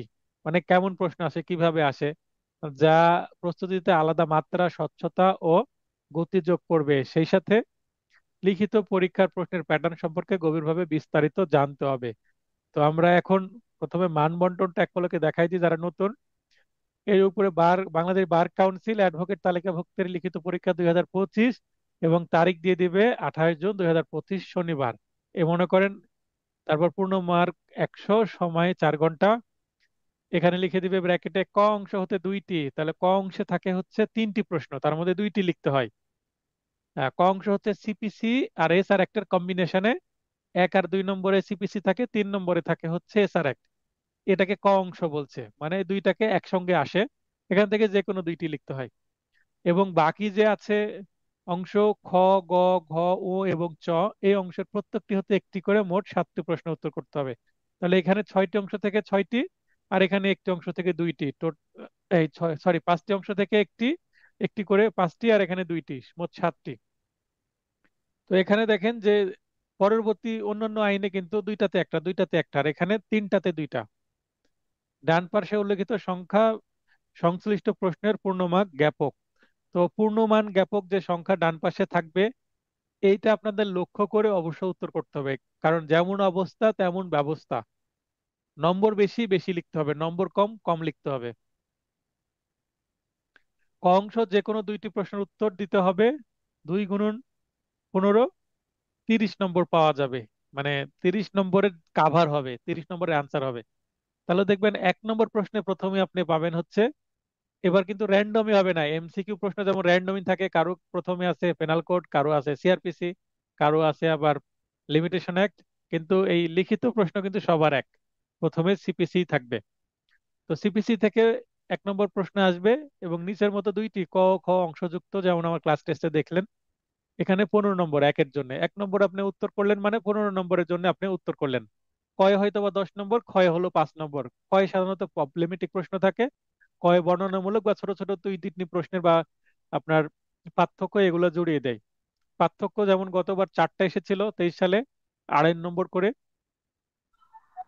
তারপরে 2-এও থাকবে কিন্তু একইভাবে সিপিসি। 3-এ থাকবে এসআর অ্যাক্ট। এসআর অ্যাক্ট থেকে মাত্র একটা 15 নম্বরের প্রশ্ন আসে, আপনি সেটা ইচ্ছা করলে উত্তর করতেও পারেন, নাও করতে পারেন। এসআর অ্যাক্ট থেকে যদি উত্তর না করেন, তাহলে আপনার সিপিসি থেকে 2টাই উত্তর করতে হবে। আর যদি মনে করেন এসআর অ্যাক্ট করলেন, তাহলে সিপিসি 2টার যে কোনো একটা। আশা করি ক্লিয়ার হয়েছেন। দেখবেন এই কারণে সিপিসি অংশ থেকে কম পড়িয়েছি আমি। কারণ আমি যেহেতু আমি সরি, এসআরএক থেকে কম পড়েছে, সিপিসি তে বেশি আমি গুরুত্ব দিয়েছি, কারণ দুইটা আসবে এই কারণে। আর এসআরএক যে কয়টা পড়েছে এখান থেকে একটা প্রশ্ন কমন আসার সম্ভাবনা কম, মানে 50-50 চান্স। এখানে একটু রিস্ক নিয়েছি, বেশি পড়ার দরকার নাই, এটাও একটা গবেষণার বিষয়। তারপরে 4 নম্বর এবং 5 নম্বর প্রশ্ন সিআরপিসি থেকে যে কোনো একটা লিখতে হবে। একই স্টাইলের প্রশ্ন আসে, ক খ, অনেক সময় গ আসতে পারে, অথবা ক খ না আসে শুধু ক আসতে পারে, এর মধ্যেই দিয়ে দিতে পারে। এর মধ্যে ড্রাফটিং, খতে সাধারণত ড্রাফটিং থাকে, কতেও ড্রাফটিং দিয়ে দিতে পারে। তার মানে দুইটা মিলে 15 কাভার হবে, হয়তো বা 9-6-15, অথবা 7-8-15, অথবা 10-5-15, অথবা 12-3-15, এইভাবে কম্বিনেশন করে 15 কাভার করবে। 7 নম্বরে এবং 6 নম্বরে পেনাল কোডের প্রশ্ন থাকবে, দুইটা থেকে যে কোনো একটা, মানে একটা করে অপশন থাকছে। লিমিটেশন অ্যাক্টে দুইটা প্রশ্ন, যে কোনো একটা লিখতে হবে। তারপর সরি, এভিডেন্স অ্যাক্টে দুইটা প্রশ্ন, একটা লিখতে হবে, 15-15-30। লিমিটেশন অ্যাক্টেও দুইটা প্রশ্ন, যে কোনো একটা লিখতে হবে, 30। তাহলে এখানে 6টা যদি লিখে ফেলেন তাহলে কত নম্বরের আনসার হলো? 6 × 15 = 90। তারপরে এবার 12 এবং 13 সর্বশেষ সাবজেক্ট কি? Bar council, order, rules, canon. তো এখানে 10 নম্বর যেহেতু বাকি থাকে, তাই এখানে এই ছোট আইনটার জন্য 10 নম্বর বরাদ্দ। এই আইনটার সাথে কি করা হয়? ডিসক্রিমিনেশন করা হয়, মানে বৈষম্য করা হয়। কি বৈষম্য? সবাকে দিল 15, একে দিল 10। এমসিকিউ সবাইকে দিয়েছে 10, 15, 20, একে দিয়েছে হচ্ছে 5। ছোট আইন তাই নম্বর কম, একটু মজা করলাম। তো এইভাবে এই আইনের সাথে বৈষম্য করা হয়েছে, যে লিখিততে 10 আর এমসিকিউ এর সময় 5 দেয়।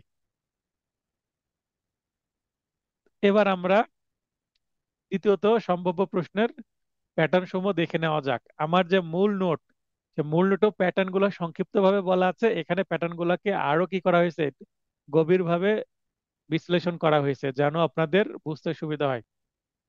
প্যাটার্ন 1, বিষয়ভিত্তিক বর্ণনামূলক প্রশ্ন। এই প্যাটার্নের প্রশ্নের উত্তর করার জন্য কোনো টপিকের ওপর বিস্তারিত দখল থাকতে হবে। একটা টপিকের A to Z আপনাকে জানতে হবে, না জানলে ওই টপিকে আপনি বড় উত্তর করতে পারবেন না। মানে 100 নম্বর, 100 নম্বরের মধ্যে 10 নম্বরের একটা উত্তর আসবে বড় প্রশ্নে। তো এই এই ধরনের প্রশ্ন আসার সম্ভাবনা কয়টা আসতে পারে? সর্বোচ্চ 3টা আসবে। তো এই 3টা আসবে, তাছাড়া অন্যান্য ভেঙে ভেঙে প্রশ্ন আসবে। এই 1 নম্বর যে প্যাটার্ন, এখানে 10 নম্বরের জন্য প্রশ্ন আসে সাধারণত। তো এই প্যাটার্ন এর প্রশ্নের 10 নম্বরের উত্তর করার জন্য যথেষ্ট লিখতে হবে, অনেক লিখতে হবে, আপনার 40 মিনিট খেয়ে নেবে এই প্রশ্নে। প্রাথমিক আলোচনা, সংজ্ঞা, উদাহরণ, আইনের বিধান, মানে বেয়ার অ্যাক্টিভ আইনের মধ্যে কি আছে, কেস ল, কেস লটা দেওয়াটা কি? কিছু কিছু জায়গায় কেস ল দেওয়া কম্পালসারি, আবশ্যক, কিছু কিছু জায়গায় আবশ্যক নয়, মানে কম্পালসারি না, অপশনাল। তা আমি বলে দেব কোন ধরনের প্রশ্নে কেস ল দিতে হবে, কোন ধরনের প্রশ্নে কেস ল দিতে হবে না। শেষ কথা, মানে শেষ কথা বলতে, যেমন এখানে প্রাথমিক আলোচনায় কোনো কিছু শুরু করলেন, ভূমিকামূলক কথা, শেষ কথায় কিছু শেষের দিকে 2-3 লাইন লিখতে হয়। তো সমস্ত কিছু নির্ভুল ও ভালোভাবে লিখতে পারলে, কেবল নির্ভুল বলতে বানান ভুল করা যাবে না, বাক্য গঠন ভুল করা যাবে না, দাড়ি কমা ভুল করা যাবে না, মানে জ্যোতিষের চিহ্ন ঠিক রাখতে হবে। তাহলে বানান ভুল কন্ট্রোল করতে হবে, বাক্য গঠন সঠিক রাখতে হবে, আবার জ্যোতিষের চিহ্ন, কমা, দাড়ি সঠিক ব্যবহার করতে হবে, তাহলে আপনার লেখাটাতে মানসম্মত লেখা হবে। 10 নম্বরের মধ্যে সর্বোচ্চ 8 নম্বর পাওয়া সম্ভব। এই জায়গায় সর্বোচ্চ 8 দেয়, 8-এর উপরে কখনো ওঠা সম্ভব না। 8 পেতেই আপনার অনেক সময় নিয়ে নিবে, এবং অনেক ভালোভাবে লিখতে হবে। এবং আপনার কি করা যাবে না, ওভারল্যাপিং করা যাবে না। মনে করেন লিখতে গেলেন, এক জায়গায় একটা বানান ভুল হয়ে গেল, সেটা কারেকশন করতে গিয়ে আপনি একটু কি ঘষা মাজা করলেন, তাহলে ওখানে চোখে পড়বে, এবং আপনি যিনি খাতা দেখবেন তাকে দেখে দিচ্ছেন যে, ইওর অনার বা স্যার, দেখেন এখানে আমি কাটাকাটি করছি, আমার নম্বরটা 2 নম্বর কমিয়ে দেন। তার মানে বানান ভুল হয়েছে, আপনাকে ওইটা ওইভাবে পার হয়ে যেতে হবে, সংশোধনের চেষ্টা করা যাবে না। সংশোধন কিভাবে করা যাবে? মনে করেন দাড়ি দেননি, দাড়ি দেন, কিন্তু দাড়ি দিয়ে দিয়েছেন, সেটাকে আপনি একটু ঘষে মেজে তোলার চেষ্টা করছেন, দাড়ি দিয়ে ফেলে সেটা তুলবেন কি করে? তোলা যাবে না তো। আবার মূর্ধন্য, মূর্ধন্যর উপরে দন্তন্যর মাত্রা দিয়ে দিয়েছেন, মাত্রাটা তুলবেন কি করে আপনি? তো ওটা তোলার চেষ্টা করা যাবে না। এটা আমি বলছি যে বানান যেটা সংশোধন করে সঠিক করা যাবে সেটা করলেন, যেটা সংশোধন করতে গেলে কেটে মানে বারবার ঘষতে হবে এটা করা, কিন্তু আপনার একটা বানান দেখলেন যে সেটা মারাত্মক ভুল হয়ে গেছে, বা আপনার একটা ধারা ভুল লিখেছেন, একটা ধারা হবে 40, লিখেছেন 42, তাহলে আপনি 42-কে 2-0 করে দিতে পারেন যদি করা যায় তো গেল, যদি করা না যায় বেশি ডিপ করার দরকার নেই, এক টানে কেটে দিয়ে পাশে লিখে দেন। তো বেশি ডিপ করলে ওভারল্যাপিং হয়ে যাবে, সেখানে দেখতে খারাপ লাগবে, মানে চোখে আঙ্গুল দিয়ে দেখিয়ে দিলেন আমি ভুল করেছি, নম্বর কাটেন। আর যদি এক লাইনে কাটেন চোখে পড়বে না, দ্রুত পার হয়ে যাবে, মানে আপনার ভুলটা পরীক্ষকের চোখে পড়বে না। তবে 8 নম্বর পাওয়া মোটেও সহজ ব্যাপার নয়, 8 নম্বর পাওয়া কিন্তু একটা কঠিন কাজ। এর জন্য কমপক্ষে 30 থেকে 40 মিনিট ধরে এক টানা লিখতে হবে। এক টানা কেন বলছি, আপনি 40 মিনিট সময় দিলেন কিন্তু মাঝখানে আবার 5 মিনিট ভাবলেন, তাহলে হবে না, লিখতে শুরু করলে 40 মিনিট টানা লিখতে হবে, তাহলে এই ধরনের প্রশ্নে 8 পাওয়া সম্ভব। মানে কিছু কিছু প্রশ্ন আছে বর্ণনামূলক, তাই বর্ণনামূলক প্রশ্নে বেশি লেখার দরকার নাই, 10-এ 5-6 পেলেই যথেষ্ট। এই প্যাটার্নের প্রশ্নের উত্তর করার জন্য 35 থেকে 40 মিনিট সময় ব্যয় করতে হলে অন্যান্য প্যাটার্নের প্রশ্নের উত্তর করার ক্ষেত্রে কৌশলী হতে হবে, যেন সময় সেভ হয় আপনার। এখানে সময় যদি প্রবলেমেটিক প্রশ্নের র্যাপিং এ সেভ করতে পারেন, তাহলে এই ধরনের প্রশ্নের উত্তরে আপনি কি করতে পারবেন, এই সময়টাকে ইনভেস্ট করতে পারবেন। এই প্যাটার্নের প্রশ্নের জন্য সর্বোচ্চ 10 নম্বর বরাদ্দ থাকে, তবে 6 থেকে 10 পর্যন্ত যে কোনো নম্বর বরাদ্দ থাকতে পারে। সেক্ষেত্রে প্রশ্নের জন্য বরাদ্দকৃত নম্বর অনুযায়ী উত্তরের পরিধি কম বা বেশি করতে হবে। 10 নম্বর দিয়েছে বেশি লিখলেন, 6 নম্বর দিয়েছে একটু কম লিখলেন, অর্থাৎ যেমন অবস্থা তেমন ব্যবস্থা। এই অবস্থা কেমন কখন বুঝবেন, পরীক্ষার হলে বুঝবেন, আর আমার ক্লাস টেস্টে বুঝবেন, আমার মডেল টেস্টে বুঝবেন। বিগত সালে আসা প্যাটার্ন 1-এর প্রশ্নের কিছু নমুনা আপনাদের দিয়ে দিই। বড় প্রশ্ন, 2022 সালে 12-এ আসছে প্রশ্নটা। The code of civil procedure মানে সিপিসির প্রশ্ন, এর বিধানের আলোকে অস্থায়ী নিষেধাজ্ঞার আবেদন মঞ্জুর কিংবা নামঞ্জুরের ক্ষেত্রে আদালতের ক্ষমতা ও অনুসরণীয় নীতিমালা বর্ণনা করুন। এখানে বরাদ্দকৃত নম্বর দেওয়া হয়েছে 10, অনেক লিখতে হবে। অস্থায়ী নিষেধাজ্ঞার সংজ্ঞা লিখতে হবে, কিছু উদাহরণ দিতে হবে, এখানে সিপিসির বক্তব্য নিয়ে আসতে হবে, সরি এসআর অ্যাক্টের বক্তব্য নিয়ে আসতে হবে, এসআর অ্যাক্টের কোথায় আছে সংজ্ঞা, এগুলো নিয়ে আসতে হবে। তারপরে এখানে সিপিসির যে অর্ডার আছে 39 অর্ডারে 39ই আছে, অর্ডার 39-এ যেগুলো আছে সেগুলো থেকে উত্তর করতে হবে। বিচারার্থে গ্রহণ করার ক্ষমতা সম্পন্ন কোনো ম্যাজিস্ট্রেটের নিকট কোনো অপরাধের অভিযোগ আনিত হলে the code of criminal procedure সিআরপিসির প্রশ্ন অনুসারে উক্ত ম্যাজিস্ট্রেটের করণীয় কি। এটা 22 সালের প্রশ্ন, বরাদ্দকৃত নম্বর 7। দেখেন সবসময় যে 10 দিবে তা না, এখানে 7 আছে, তার মানে এখানে আপনি একটু কমাতে পারবেন। 7-এর জন্য, 10-এর জন্য যদি আপনি 4 পেজ লিখেন, 7-এর জন্য 3 পেজ লিখলেন। এখন পেজ সংখ্যা কিভাবে করবেন, অনেকে আবার বলে আপনাকে খাতার উপরে এতটুকু মার্জিন, ডান বামে এতটুকু মার্জিন, পরামর্শ সতর্কতা অংশে মার্জিনের এমন সম্পর্কে বলে দেওয়া হবে।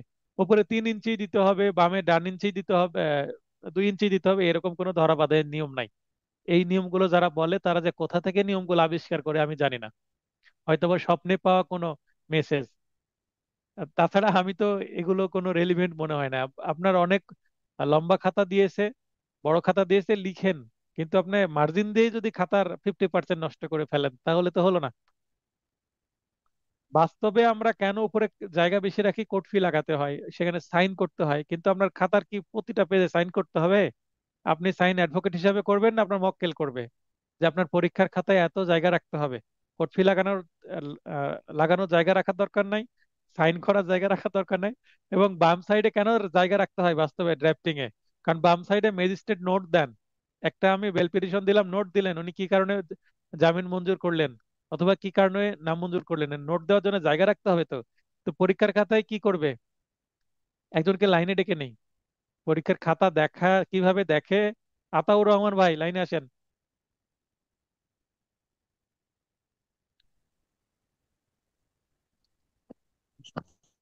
হ্যাঁ, আসসালামু আলাইকুম। ওয়ালাইকুম আসসালাম। তো এখানে দেখেন যে আপনি কি আসসালামু জানেন পরীক্ষার খাতায় যে, হ্যাঁ, বাম পাশে যে আপনি মার্জিন রাখবেন, এই মার্জিনের কাজ কি? পরীক্ষক কি সেখানে নাম্বার লিখবেন? যে আপনি একটা 10 নম্বরের জন্য 6 পেলেন, ওখানে 6 লিখে দিল, নম্বর কি লিখবেন পরীক্ষক? এই কারণে বাম পাশে জায়গা রাখতে হবে। আপনার কি মনে হয়? বাম পাশে কেন জায়গা রাখতে হবে?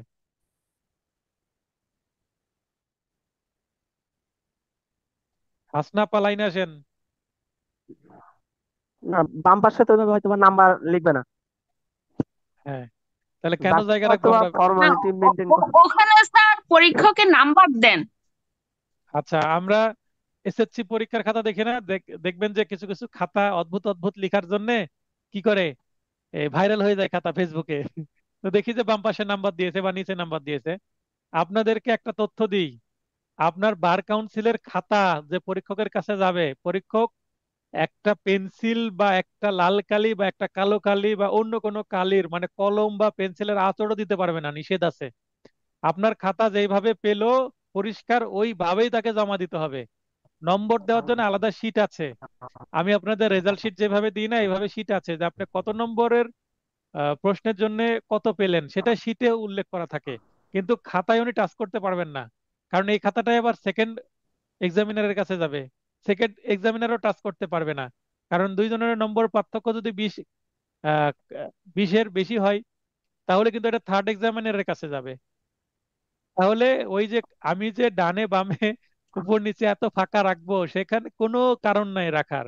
সেই জায়গাগুলো ব্যবহারের কোনো মানে রাখার কোনো যৌক্তিকতাই নাই। তার মানে জাস্ট একটা সিম্পল, বামে আপনি 1 ইঞ্চি রাখলেন, ওপরে 2 ইঞ্চি রাখলেন, দ্যাটস অল, যেন দেখতে একটু সুন্দর লাগে। আপনি যদি তারও কম রাখেন কোনো সমস্যা নাই। এবং নিচে এবং ডানে, অনেকে বলে ডানে রাখেন জায়গা নিচে রাখেন জায়গা, তাহলে রেক্ট্যাঙ্গুলার শেপের কি আপনি ইয়া নিয়ে যাবেন, এই স্কেল নিয়ে যাবেন? মার্কেটে পাওয়া যায় চার কোণা একটা স্কেল, যে ওইটা ধরে আপনি মার্জিন দিবেন। ডানে এবং নিচে ফাঁকা রাখার কোনো দরকারই নাই। আমি এগুলো শেখাবো আপনাদের। মিরাজুল ইসলাম বলেন। হাসনাপা ক্লিয়ার হয়েছেন মার্জিন দেওয়ার যৌক্তিকতা? Okay sir. মার্জিনে কেউ আসসালামু কিছু আলাইকুম স্যার। মানে, হ্যাঁ মিরাজুল ভাই বলেন।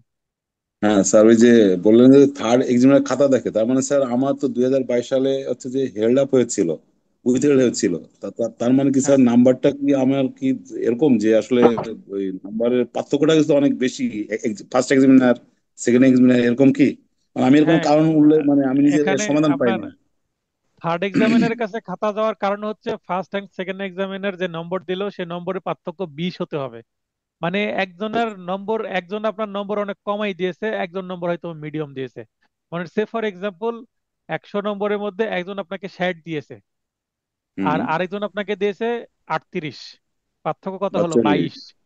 হুম। ঠিক আছে, 40 জি দিলেও স্যার। হতো, 20 পার্থক্য থাকলেও চলবে, থার্ড এক্সামিনারের কাছে যাবে না। কিন্তু যখন 21 পার্থক্য হয়ে যাবে বা 20.5 পার্থক্য হবে, 20+ পার্থক্য হলে থার্ড এক্সামিনার যাবে। তাহলে একজন দিল 60, একজন দিল কত? বুঝছি স্যার। 38। তাহলে জি স্যার, দুইটা মানে যুক্ত করলে কত? আমি আচ্ছা, দুইটা যুক্ত করলে কত হয়? 98, তাই নয় কি? জি স্যার। স্যার 98 এখন কে হচ্ছে 2 মানে দিয়ে ভাগ করলে আমি কত হয়? প্রশ্ন 98 কে 2 দিয়ে ভাগ করলে কত হয়? কত স্যার হচ্ছে যে আহ, কত 49। কত? হ্যাঁ, 49। 49 হয়। আবার বলি, তাহলে কেউ যদি এই 20 পার্থক্যের কারণে ফেল চলে আসে, 50-এর নিচে নেমে আসে, তাও থার্ড এক্সামিনারের কাছে যাবে। কারো যদি মনে করেন যে কেউ, একজন দিয়েছে 80 আর একজন দিয়েছে হচ্ছে 50, 30 পার্থক্য হয়ে গেল। 80 আর 50 যুক্ত করলে কত হয়? 80 আর 130। 50। হ্যাঁ।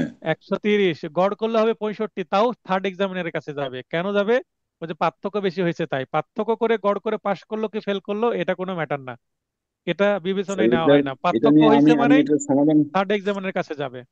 তা আমি এটা সমাধান নিজে তো যেমন চেষ্টা করছি যে আসলে কি যে এটা লাস্টে দৌড়াইতে দৌড়াইতে দেখি যে আসলে এর কোনো কুল কুল কিনারা নেই। সর্বশেষ হলো মানে বার কাউন্সিল মহাসচিব মহোদয় এবং হলো স্যার গতবার হচ্ছে যে ইসু হাসান হুমায়ুন স্যারের বাসা পর্যন্ত গেছি স্যার আমি, এবং সেটা মানে অফিসিয়ালি স্যার এটা এর কোনো আসলে পাই নাই স্যার সদুত্তর। তো আপনি এখন যেটা বললেন স্যার এটা এটা ক্লিয়ার হইলাম আর কি, এরকম কথাটাও কেউ আচ্ছা, বলে নাই আমাকে। ঠিক আছে স্যার, না ধন্যবাদ। এইটাই তো ফ্যাক্ট। এটা ফ্যাক্ট, আপনি জানলেন মানে পরিষ্কার হলেন। পরিষ্কার হলে তো আপনার পরীক্ষা আরো বেটার দিতে পারবেন, তাই নয় কি? সেটাই আর কি। হ্যাঁ, ইনশাল্লাহ স্যার। ইনশাআল্লাহ। আমার আচ্ছা। আমার কাজ ইনফরমেশন দেওয়া, আর আপনার অ্যাডভোকেট হবেন ভবিষ্যতে, আপনাকে সবকিছুই জানতে হবে দুনিয়ার, তাহলে তো আপনি অ্যাডভোকেট হতে পারবেন, হ্যাঁ না স্যার, ভালো হাল অ্যাডভোকেট ছাড়েনি হতে এই পারবেন। হ্যাঁ স্যার, হাল ছাড়ি না এই কারণে, যদিও আমি তো কোর্ট প্র্যাকটিস করি না স্যার, আমি করোনার আগে থেকে আর জীবন জীবিকার কারণে হচ্ছে যে আমি অন্য মানে পেশার সাথে জড়িত। তো হুম। তবুও স্যার হচ্ছে যে হোপটা এরকম যে হ্যাঁ এর শেষটা দেখি আর কি, দেখবো যতদিন দিতে পারি আর কি পরীক্ষা, এরকম আর কি। হ্যাঁ, আমার আমার স্টুডেন্টদেরকে আমি বলবো অন্তত কোর্টে যেতে হবে, বিশেষ করে ভাইবার আগে অবশ্যই কোর্টে যেতে হবে। তো ক্লাসটা একটু আগাই। চূড়ান্ত জি স্যার, বিচারের থ্যাংক পর ইউ। বেকসুর খালাসপ্রাপ্ত আসামিকে কি পুনরায় একই অপরাধের অভিযোগে বিচার করা যায়? এই প্রশ্নটা কি ছিল? মানে ডাবল জিওপার্ডি কোন আইনের প্রশ্ন? সিআরপিসির।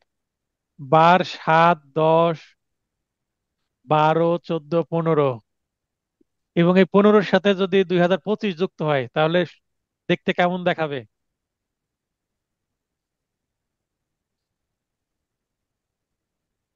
ভালো লাগবে। ভালো লাগবে তার মানে? আমার মনে হচ্ছে এর সাথে 25 যুক্ত হলে মানে এই ডাবল জিওপার্ডি, এই এটা এখান থেকে আসার সম্ভাবনা 99%। এটা 10 নম্বরের প্রশ্ন। ঠিক আছে, আমার মূল নোটে আছে, কিন্তু আমার এই নোটে, এই ফাইনাল টাচ নোটে এটার কিন্তু উত্তর পাবেন না, কারণ আমার মূল নোটে আছে। মূল নোটে থাকলে আমি ডাবল কেন দেবো এটাতে? এগুলো মুখস্থ তবে করে ফেলছি স্যার। হ্যাঁ, কিন্তু হ্যাঁ, প্রবলেমেটিক প্রশ্নগুলো মূল নোটের গুলো আমার এই এই নোটে অ্যাড হবে, কারণ এটার যেহেতু ছোট জায়গা, ছোট লাগছে আর পড়তে সময় লাগবে না, তাই পেনাল কোডের সন্নিবেশিত সাধারণ ব্যতিক্রম সমূহ বর্ণনা করুন। এটা 22 সালের প্রশ্ন, এটা এখানে 10 নম্বর ছিল। তো এটা 22 সালের, এটা চলে আসছে, তাই এবার আসার সম্ভাবনা কম। এখান থেকে হয়তো প্রাইভেট ডিফেন্স আসতে পারে, তাই দেখবেন প্রাইভেট ডিফেন্স পড়িয়েছি আমি। স্যার ওটা এবার 299 আর 300 ধারা না?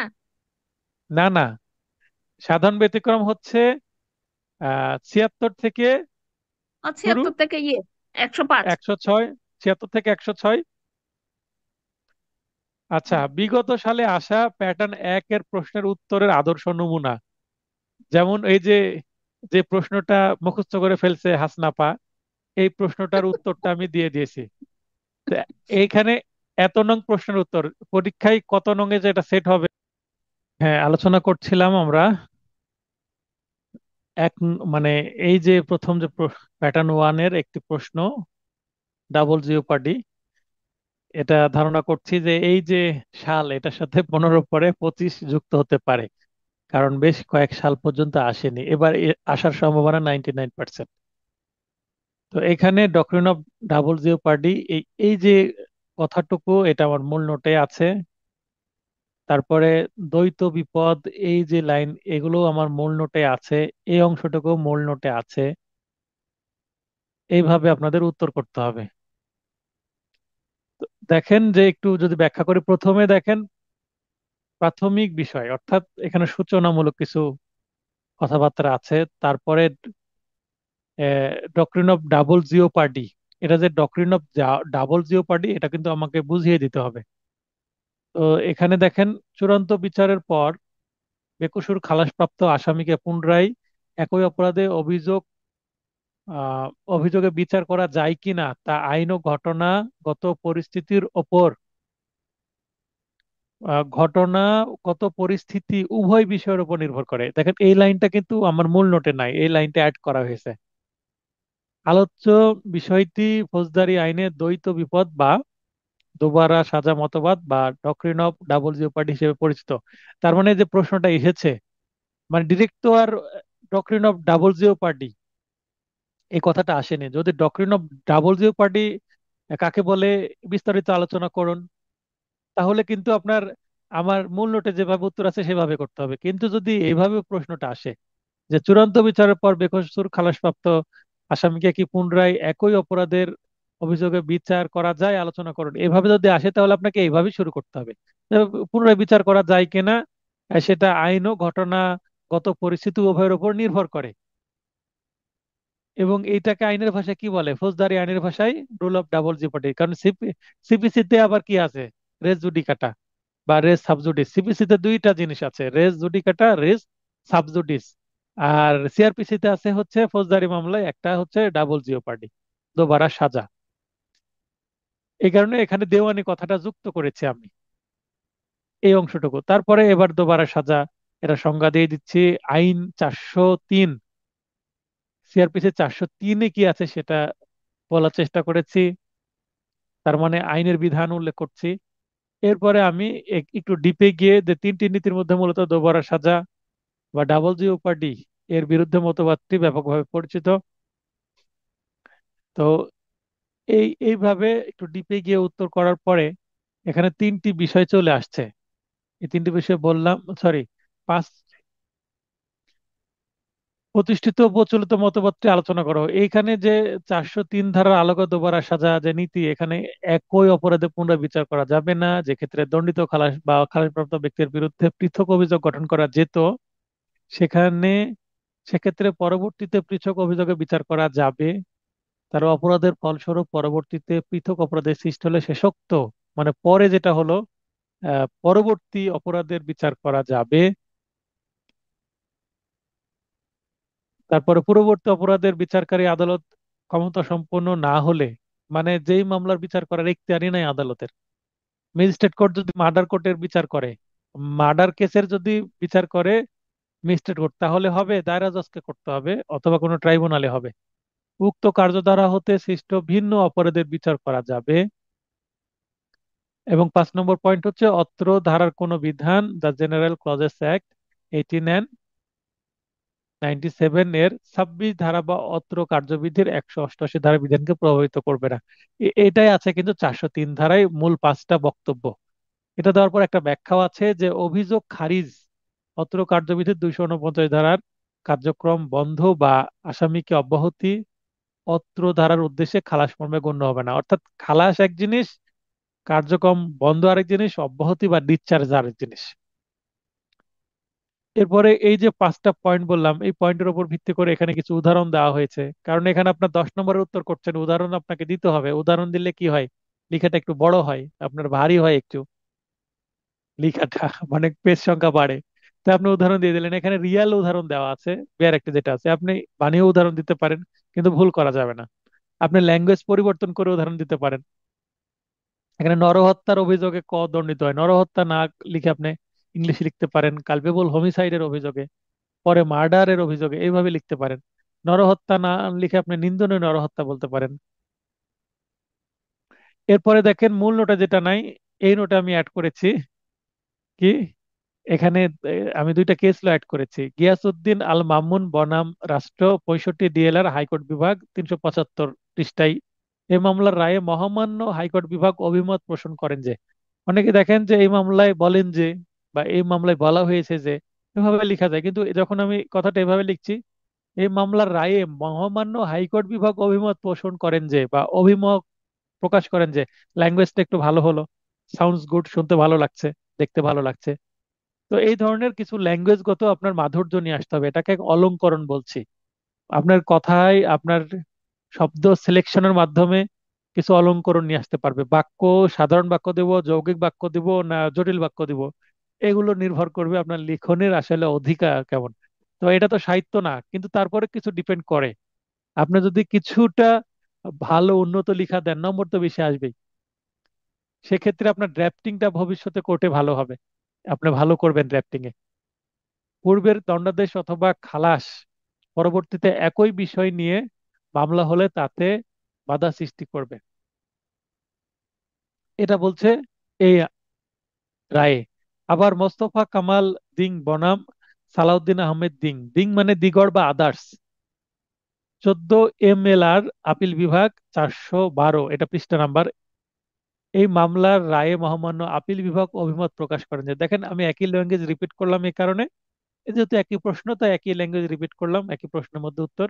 আবার এটা শুনতে খারাপ দেখাচ্ছে না, একটু উন্নত ল্যাঙ্গুয়েজ। আপনি বলতে পারেন বলেন যে, বা অভিমত পোষণ করা হয়, অথবা মতামত প্রদান করেন যে, নানান ল্যাঙ্গুয়েজ আপনার মাথায় যেটা আসবে লিখতে গিয়ে, বা এটা কি লিখেছিল স্যার নোটে, অভিমত না কি যেন, এটা ভাবার জন্য 1 মিনিট সময় নষ্ট করার দরকার নাই। লেখার সময় ইনস্ট্যান্ট মাথায় যেটা আসবে ওই ল্যাঙ্গুয়েজ লিখে দেন। তাহলে আমার ক্লাস টেস্ট, আমার মডেল টেস্টে আপনার এই দক্ষতা তৈরি হতে হবে, এবং আপনাকে নিজেও ভাবতে হবে যে আমি এইভাবে দক্ষ হচ্ছি কিনা, মানে আপনার লেখার যে ফ্লুয়েন্সি, ফ্লো, সেটা আসছে কিনা, না লিখতে গিয়ে থেমে যাচ্ছেন। এই ল্যাঙ্গুয়েজের বেড়াজালে নিজেকে আটকে আপনার লেখাটা গতি হারিয়ে যাচ্ছে না তো, খেই হারিয়ে যাচ্ছে না তো। এটা করা যাবে না। আপনি নিজেকে নিজেকে রিসার্চ করেন এবং কোনো প্রবলেম হলে আমার সাথে শেয়ার করেন। আমার সাথে শেয়ার করতে পারবেন ঈদের ছুটির মধ্যে থেকে এবং পরে, অর্থাৎ আপনার 7 তারিখে ঈদ হবে, 8 তারিখ থেকে আমার সাথে পরামর্শ চলতে থাকবে আপনাদের। আমার যে ক্লাস টেস্ট নিব, ক্লাস টেস্ট একের আগে ক্লাস টেস্ট, প্রথম যে ক্লাস টেস্ট হবে সেটা শুধুমাত্র ড্রাফটিং এর উপরেই হবে। আবারও বলছি যে ফার্স্ট ক্লাস টেস্ট সেটা জাস্ট ড্রাফটিং এর উপরে হবে। তারা ড্রাফটিং এর মাস্টার তৈরি করব, তাই ড্রাফটিং এর উপরে আমি একটা স্পেশাল ক্লাস টেস্ট নিব। কোনো ব্যক্তি যদি একবার অপরাধ করে এবং উক্ত অপরাধের বিচার সম্পন্ন হয়ে যায়, তাহলে সেই সকল অপরাধে পুনরায় বা দুইবার বিচার করা যায় না। আমি একটু শেষ করি মিরাজুল ভাই, তারপরে আবার কথা বলার সুযোগ দিচ্ছি। একটু এগিয়ে নিই, নাহলে আমারই খেই হারিয়ে যাবে, ফলন মানে আহ, যেভাবে আগাচ্ছি সেটা নষ্ট হয়ে যাবে। একটু আপনি হ্যাং করেন এবং কি প্রশ্ন করতে চাচ্ছেন প্রয়োজনে নোট নিয়ে রাখেন। সুতরাং দোবারা সাজা বা ডাবল জিওপার্ডি এর বিরুদ্ধে মতবাদটি, ডাবল জিওপার্ডি এর বিরুদ্ধে কেন বলছি, ডাবল জিওপার্ডি মতবাদ না বলে এর বিরুদ্ধে এই কারণে বলছি, কারণ ডাবল জিওপার্ডি মানে দোবারা সাজা, দোবারা সাজা দিবে না দিবে না, তাই এর বিরুদ্ধে। অনেকে দোবারা সাজা বলেন কিন্তু এর বিরুদ্ধে কথাটা মোর অ্যাপ্রোপ্রিয়েট। প্রযোজ্য হতে হলে মূলত 3টি শর্ত অবশ্যই পূরণ হতে হবে বা আবশ্যক।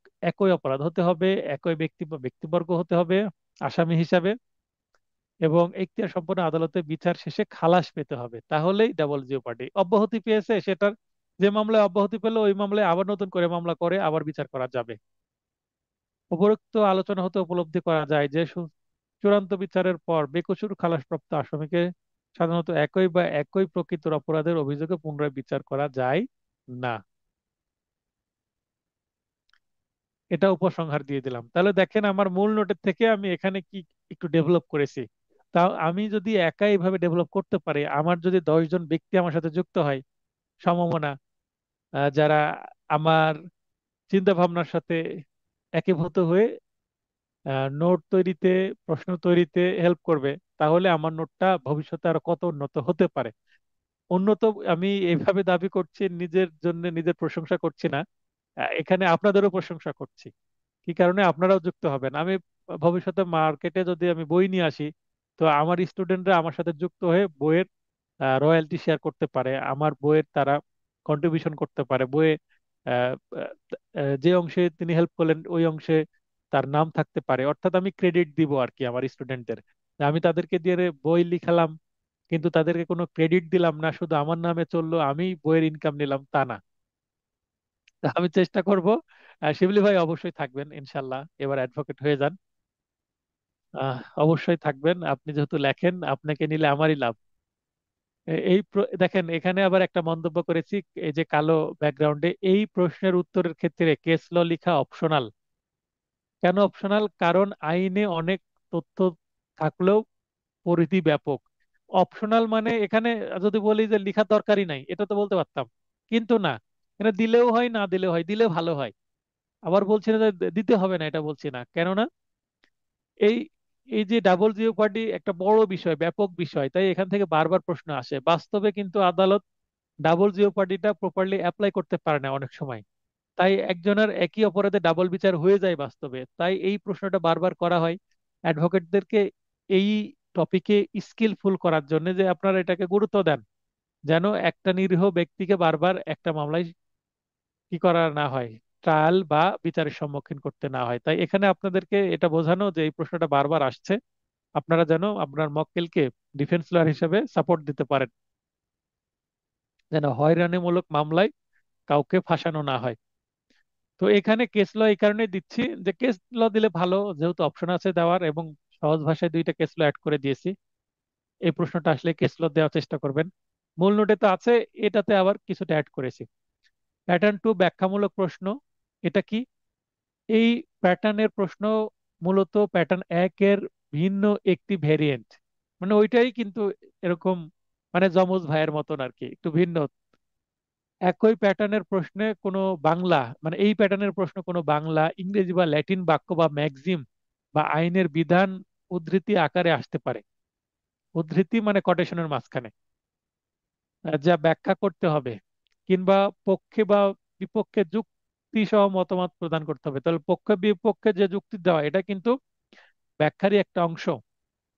এই প্যাটার্নের প্রশ্নের উত্তর করার জন্য মূল আইনের বাংলা পাঠের পাশাপাশি ইংলিশ বা ইংরেজি পাঠের ওপরও ভালো দখল থাকতে হবে। মানে শুধু বাংলা আইন জানলেই হবে না, ইংলিশটা কি এটাও একটু জানতে হবে। কারণ জুডিশিয়ারির ইংলিশটা যদি চলে আসে, আপনি বুঝতে পারলেন না কি, তাহলে লিখবেন কি?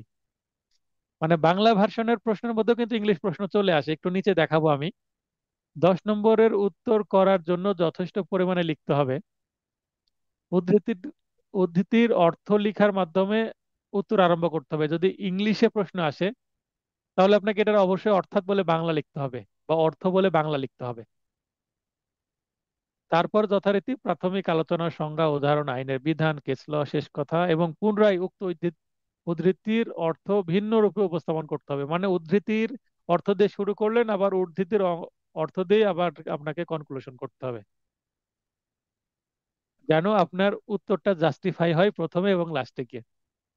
এবং আপনি যে এই টপিকেই আছেন শেষ পর্যন্ত, শুরুতে মাঝে এবং লাস্টে, এটা বোঝালেন যে হ্যাঁ আমি স্যার টপিকের মধ্যে আছি, টপিকের বাইরে যে কিছু লিখছি না, প্রশ্নে যা চাওয়া হয়েছে আমি সেটাই লিখলাম।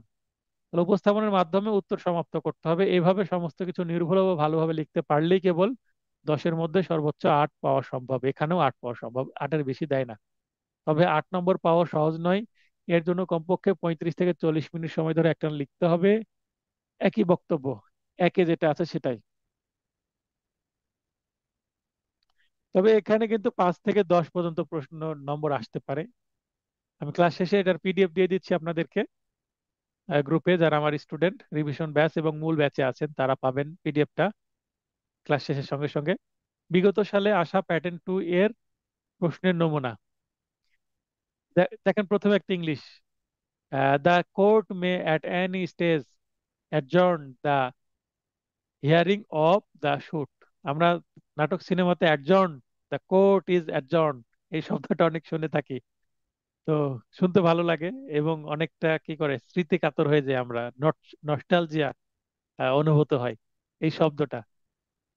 The code of civil procedure 1908 এর অর্ডার 17A উল্লেখিত মোকদ্দমা মুলতবি বিষয়ক বিধানের আলোকে বক্তব্যটি ব্যাখ্যা করুন। এটা 22 সালের প্রশ্ন এবং এর বর্ধকিত নম্বর ছিল 10। তাহলে এখানে কি বলছে?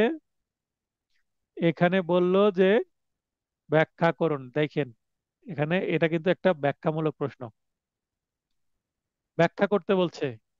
তাহলে ব্যাখ্যামূলক প্রশ্নের উত্তর আমার মূল নোটে আছে, এবং ব্যাখ্যামূলক প্রশ্ন আসলে বিগত সালের প্রশ্ন রিপিট হতে পারে, অথবা নতুন একটা আইনের বিধান তুলে দিবে বা বানিয়ে দিবে, দিয়ে ব্যাখ্যা করতে বলতে পারে। তার মানে আপনাকে অর্ডার 17 এখানে উল্লেখ করে দিয়েছে, হয়তো এই প্রশ্নটা আসলে অর্ডার 17টা তুলে দিল দিল না, আপনাকে অর্ডার 17টা মুখস্থ করতে হবে। তারপরে দেখেন, দ্য স্পেসিফিক রিলিফ অ্যাক্ট অনুযায়ী নিষেধাজ্ঞা মঞ্জুর এবং নামঞ্জুরের ক্ষেত্রসমূহ ব্যাখ্যা করুন। এটা 22 সালে। 22 সালে নিষেধাজ্ঞা নিয়ে কথা হচ্ছে। এসআর একটাও নিষেধাজ্ঞা আসছিল, আবার সিপিসি তেও নিষেধাজ্ঞা আসছিল, অস্থায়ী নিষেধাজ্ঞা। মানে নিষেধাজ্ঞা নিয়ে দুইটা প্রশ্ন ছিল। আরো একটি প্রশ্ন দেখি, the court has no jurisdiction to extend time where the petitioner has been negligent and inactive. মানে যদি মক্কেল বা পার্টি বা দরখাস্তকারী সময়ের আবেদন করে 5 ধারায় তামাদি আইনের, তাহলে সময় বৃদ্ধি করতে পারবে না আদালত। আদালতের কোনো এখতিয়ার নাই, নো জুরিডিকশন সময় বৃদ্ধি করার, যদি মক্কেলের কোনো গাফিলতি থাকে বা মক্কেল যদি ইনঅ্যাক্টিভ মানে সে সচেতন না হয়, সেক্ষেত্রে দিবে না। এটা ব্যাখ্যা করতে বলছে। এটার জন্য বরাদ্দকৃত নম্বর কিন্তু 10, হিউজ নম্বর। এখান থেকে নম্বর, এই প্রশ্নটা 23 সালে চলে এসেছিল, এই প্রশ্ন আসার সম্ভাবনা কম, মানে আসবে না এটা। কিন্তু তারপরে আমি এখানে কেন রেখেছি আপনাদের বোঝাতে, যে 22 থেকে 23-এর প্রশ্নের প্যাটার্নটা কেমন হচ্ছে। কিছুটা মিল আছে তো 22-23-এর মধ্যে, তাহলে 25 এগুলো তো মিলটা কি বজায় থাকতে পারে। তার মানে যখন আমি দেখব যে আজকে একটু রোদ ছিল আমাদের রাজশাহীতে, গতকালকে বৃষ্টি হচ্ছিল, আজকে রোদ হয়েছে, তো ধরে নিতে পারি কালকেও রোদ হবে এরকম। তো 23 সালের প্রশ্ন 22 সালের প্রশ্ন দেখলে বোঝা যায় যে কি ধরনের প্রশ্ন আসতে পারে। তো 23 সালের প্রশ্ন রিপিট না হলেও ধরন রিপিট হতে পারে, টপিক রিপিট না হলেও পাশাপাশি কোনো টপিক চলে আসতে পারে, কাছাকাছি। তো এই কারণে 23 সালের একটা প্রশ্ন রেখেছি, উত্তর এটা রাখিনি। আরো একটা দেখেন, in doing professional duty an advocate must be the voice of his conscience. Conscience মানে বিবেক, and not that of his clients. তাহলে ক্লায়েন্ট যা বলছে তাই করে দেওয়া যাবে না, নিজের বিবেকটাকে জাগ্রত রাখতে হবে। ক্লায়েন্ট যদি একটা অন্যায় কাজ করতে বলে, অন্যায় কাজ করা যাবে না। কারো বিরুদ্ধে মিথ্যা মামলা করতে বললে করা যাবে না। আজকে যেমন আমার মক্কেলের বিরুদ্ধে সম্পূর্ণ জেনে শুনে মিথ্যা মামলা করা হয়েছে। আমার যেটা মনে হয়েছে অপরপক্ষের আইনজীবী না বুঝেই হয়তো বা করেছেন, অথবা বুঝেই করেছেন। কারণ সকল আইনজীবীর মধ্যে তো আর গুড কনসাইন্স নাই। The canons of professional conduct and etiquette অনুসারে নীতিটি ব্যাখ্যা করুন। এটার জন্য বরাদ্দ ছিল 7 নম্বর। তাহলে এটা 23 সালের প্রশ্ন। তাহলে দেখেন 22 সালের এবং 23 সালের রিসেন্ট প্রশ্নগুলো আমি রাখছি প্যাটার্নকে বিশ্লেষণ করার জন্য। তাহলে কি লাভ হচ্ছে আপনাদের? আপনারা বুঝতে পারছেন যে এই প্যাটার্ন 1 আর 2 এ কি ধরনের প্রশ্ন আসতে চলেছে। এগুলোর উত্তর প্যাটার্ন 1 এবং 2 এর উত্তর কিন্তু আমার এই নোটে নাই, কিন্তু একটা করে স্যাম্পল উত্তর রেখেছি আমি। এটার বিগত সালে আসা প্যাটার্ন 2 এর প্রশ্নের উত্তরের আদর্শ নমুনা। একটা প্রশ্ন, ওই যে যে কোনো স্টেজে অ্যাডজন করতে পারে, অর্ডার 17-র যে প্রশ্ন এইটা। এখানে দেখেন 1 নং প্রশ্ন উত্তর, the court may at any stage adjourn the hearing office of the suit. অর্থাৎ আদালত যে কোনো দেখেন আমি একটু আগে বললাম এই যে ব্যাখ্যামূলক প্রশ্নের উত্তর করার জন্য যে উদ্ধৃতি বা যে সেন্টেন্স থাকবে সেটা ওই দুই পাশে যে কোটেশন মার্ক দিয়ে যদি আসে প্রশ্নে, কোটেশন মার্ক দিয়ে আপনি শুরু করলেন, অ্যাজ ইট ইজ জাস্ট হুবহু তুলে দিবেন, দেখে দেখে লিখে দিবেন যেন বানান ভুল না হয়। দুই পাশে কোটেশন দিবেন, তারপরে অর্থাৎ দিয়ে বা অর্থ দিয়ে আদালত যে কোনো পর্যায়ে মামলার শুনানি মুলতবি করতে পারেন। আপনি এটার বঙ্গানুবাদ দিয়ে দিলেন। এরপরে পুরো আইনের নাম লিখলেন ইংরেজিতে, এর অর্ডার 17, এর উল্লেখিত মোকদ্দমা মুলতবি বিষয়ক বিধানের আলোকে মন্তব্যটি নিম্নে ব্যাখ্যা করা হলো। কি চেয়েছে? ব্যাখ্যা। তাই ব্যাখ্যা করা হলো, আলোচনা করা হলো লিখবো না, লিখবো ব্যাখ্যা করা হলো। এখানে কিন্তু ভাষাগত একটা বিষয় আছে। কেউ যদি বলেন যে স্যার এখানে আলোচনা করা হলো বা আলোকপাত করা হলো শব্দ ব্যবহার করবো কিনা, দরকার নাই। ব্যাখ্যা চাইছে ব্যাখ্যাই দিয়ে দেন, আলো চাইলে আলোই দিবেন, পটল দেওয়ার দরকার কি?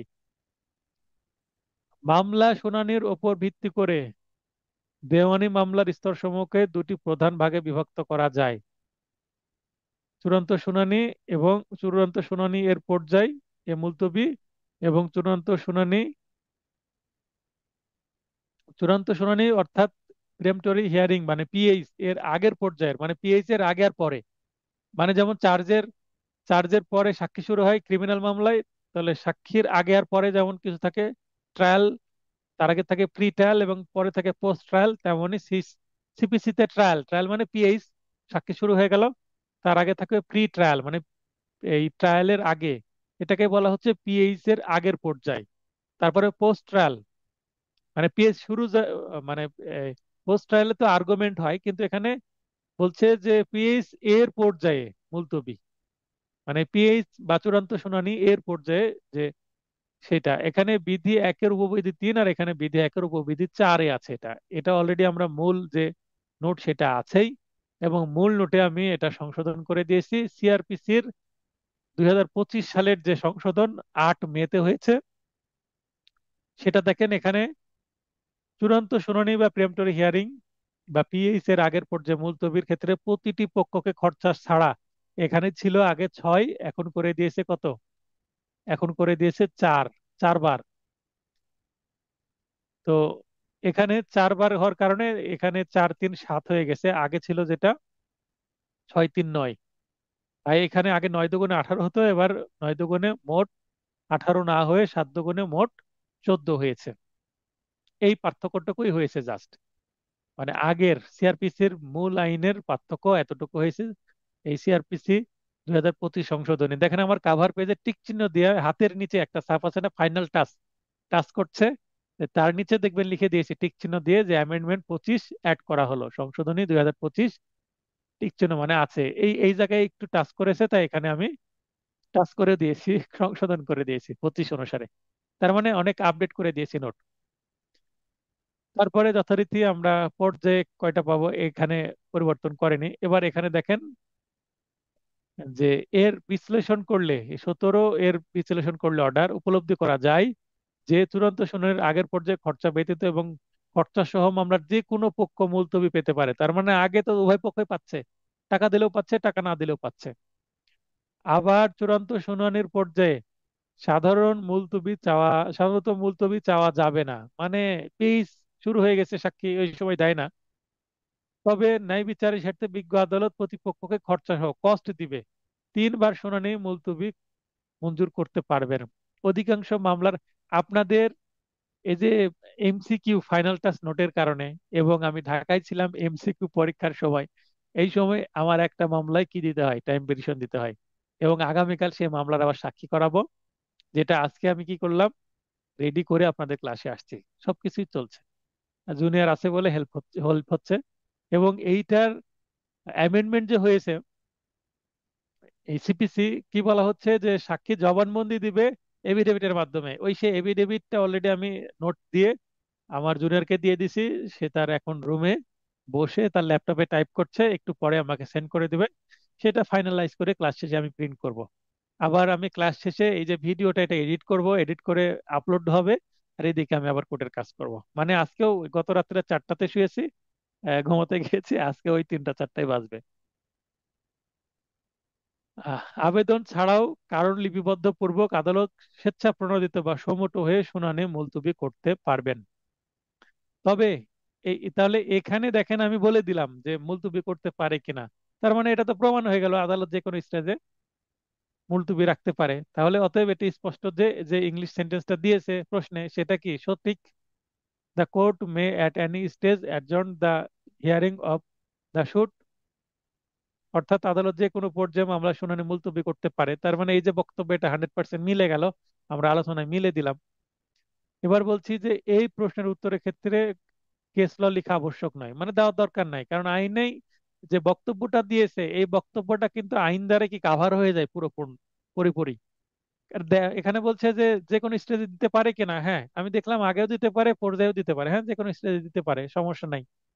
কিন্তু এর আগের যে প্রশ্ন ছিল ডাবল জিওপার্ডি ঘটনা কি শেষ আছে, আর না এখানে আপনার অপরাধের শেষ আছে। পেনাল কোডে কত ধরনের অপরাধ আছে, পেনাল কোডের বাইরেও তো সিআরপিসি প্রযোজ্য। যেমন যৌতুক নিরোধ আইন, এটাও কিন্তু সিআরপিসি প্রযোজ্য। মাদক আইন, এখানেও সিআরপিসি প্রযোজ্য। নারী শিশু আইন, সেখানেও কিছুটা সিআরপিসি প্রযোজ্য। তাহলে সিআরপিসির ব্যাপকতা আছে। তাই রুল অফ ডাবল জিওপার্ডি, অর্থাৎ 403 ধারার যে রুল, এটা অনেক ব্যাপক। তাই এটাকে আপনি কি করতে পারবেন না, ওই 403 ধারায় যতটুকু দেওয়া আছে ততটুকু দিয়ে শেষ করতে পারবেন না। আপনাকে উদাহরণ দিতে হবে, আপনাকে কেস ল দিতে হবে। তারপরে কেস ল দেওয়াটা অপশনাল যদি মনে থাকে। তাই আমি এখানে বলে দিয়েছি, কেননা মূল আইনে যথেষ্ট তথ্য দেওয়া আছে তাই। তাহলে মূল আইনে যথেষ্ট তথ্য থাকলে কেস ল দরকার নাই। আর যদি মূল আইনে যথেষ্ট তথ্য না থাকে, কেস ল অবশ্যই দিতে হবে। আর মূল আইনে যথেষ্ট তথ্য আছে কিন্তু সেটা পর্যাপ্ত না, তাহলে দিলেন বা দিলেন না, আপনার ইচ্ছা। এখানে আপনার ইচ্ছা না, যদি আপনার মনে থাকে অবশ্যই দিবেন যদি সময় থাকে। প্যাটার্ন 3, মুসাবিদা বা ড্রাফটিং। এখান এই মুসাবিদা বা ড্রাফটিং নিয়ে কিন্তু অনেক গল্প হবে। এখানে অ্যাকচুয়ালি কি থাকতে পারে, এই প্যাটার্নের প্রশ্নে কোনো পরিস্থিতি দিয়ে আইনগত পদক্ষেপ হিসাবে দেওয়ানি মোকদ্দমার আর্জি, মানে একটা কথা বললে এবার একটা আর্জি লিখুন। একটা পদক্ষেপ হিসাবে মানে আপনাকে স্টেপ নিতে বলবে, you are an advocate and you, মানে আপনার একটা কি, you have to step, you have to take necessary step for your client. মানে একটা মামলার আপনি অ্যাডভোকেট, এবার এই পরিস্থিতিতে আপনি কি করবেন। তার মানে আপনাকে মুসাবিদার কথা বলা হচ্ছে। মুসাবিদা শব্দটা প্রশ্নের মধ্যে থাকতেও পারে, নাও থাকতে পারে।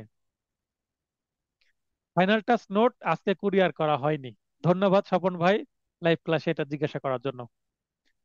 লিখিত জবাব, আপিল মেমো, বিবিধ মোকদ্দমা বা মিসকেস, বা যে কোনো দরখাস্ত বা পিটিশন, বা লিখিত যুক্তিমালা, এবং ফৌজদারি মামলার ফাইলিং, যেমন এজাহার, সাধারণ ডায়েরি, অভিযোগ, নালিশি মামলা, পিটিশন মামলা, বা বিবিধ মামলা বা মিসকেস, যে কোনো দরখাস্ত বা পিটিশন, তারপরে লিখিত যুক্তিমালা ইত্যাদি। লিখিত যুক্তিমালা বলতে এখানে আর্গুমেন্টকে বলা হয়।